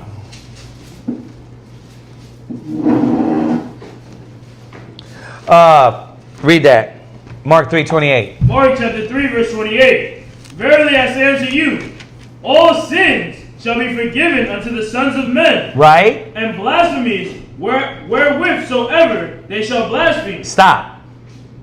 Read it again. Let it soak in. Read it one more time. Verily I say unto you, all sins shall be forgiven unto the sons of men, and blasphemies wherewith soever they shall blaspheme.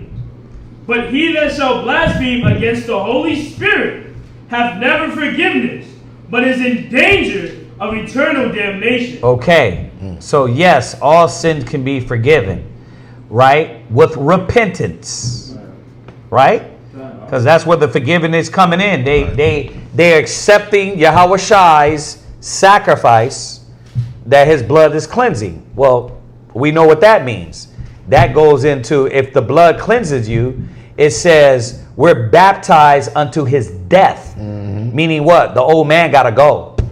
It don't work like Christianity taught us. Like, oh, Jesus is on me and I got his eternal blood to keep doing what I want to do.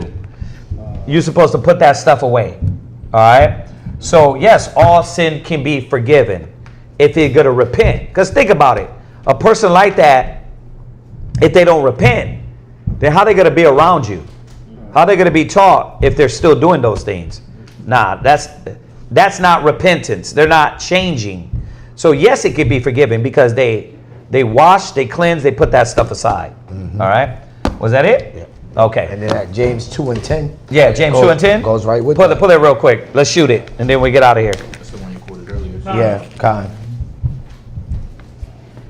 James chapter 2, verse 10. Uh-huh. For whosoever shall keep the whole law, and yet offend in one point, he is guilty of all. Right. Right, and that goes with the menstrual question. That goes with just showing that, like, you can't claim your own righteousness. You got a lot of Sabbath keepers, but breaking all the other laws. Like, you know what? I keep the Sabbath. Yeah, but you're breaking how many other laws? Like, you don't get it. In the eyes of the Most High, you still messing up. Like, that's the problem with us. We want to proclaim our own righteousness and to establishing our righteousness on Yahweh Shai. So, that was it? Khan, that's it. All right. Good one, y'all. Good one. Long class. And remember, let me say this. I wasn't trying to dodge a lot of these questions. Is that it's late. And we'll be here late because all these questions we've touched on in 2-3 hour classes. All right. So just to let y'all know, all these questions from marriage, from the law, from whatever subject we went through, we've touched on 3 hour classes on these. All right. So don't get it twisted. Yeah. Real quick question on how you would break. Yeah, go ahead. I just looked at you. Go ahead. I looked at him. Yeah. 27 and verse 18. Go ahead. I just wanted to know how you would break it down. Yes, sir. It says, suretyship has undone many of good estates. You said what? Suretyship. Suretyship. So suretyship is when someone takes on a debt from somebody, for somebody. Right. So like you owe Aharon a jacket and you can't pay it. I'm going to say, listen, I got you, I'll give them the jacket, right? Go ahead. It says, has undone many of good estate. Right, because you're not understanding the debt you're taking on. So it's showing you that this individual is not thinking about what he's going to take on. If you're going to take on a debt, you got to be able to take it on. But it can undo your good estate. Why? Because you're trying to take on problems of somebody else and you can't handle that. There it is. What was that question again? Read it again. Ecclesiastes chapter 29, verse 18. Go ahead. Suretyship has undone many of good estate. Right. And has shaken them as they wait Right. on the seat. Right, because they got to understand what debt they're taking on. Right, you can't just jump on. I got you. I'll take care of that for you, and you're like, you didn't assess yourself how much that is going to be, or that responsibility. So that's like no examining before. That's not being hasty in anything. Not being. You got to don't be hasty to run. You got to make sure you assess first before you commit to something. Make a vow. Yeah, make a vow. Yeah. Right. All right. If that's it, let's say Shabbat Shalom to everybody online. Shabbat Shalom. We'll see y'all tomorrow morning. All right, everybody else, we're going to stand in.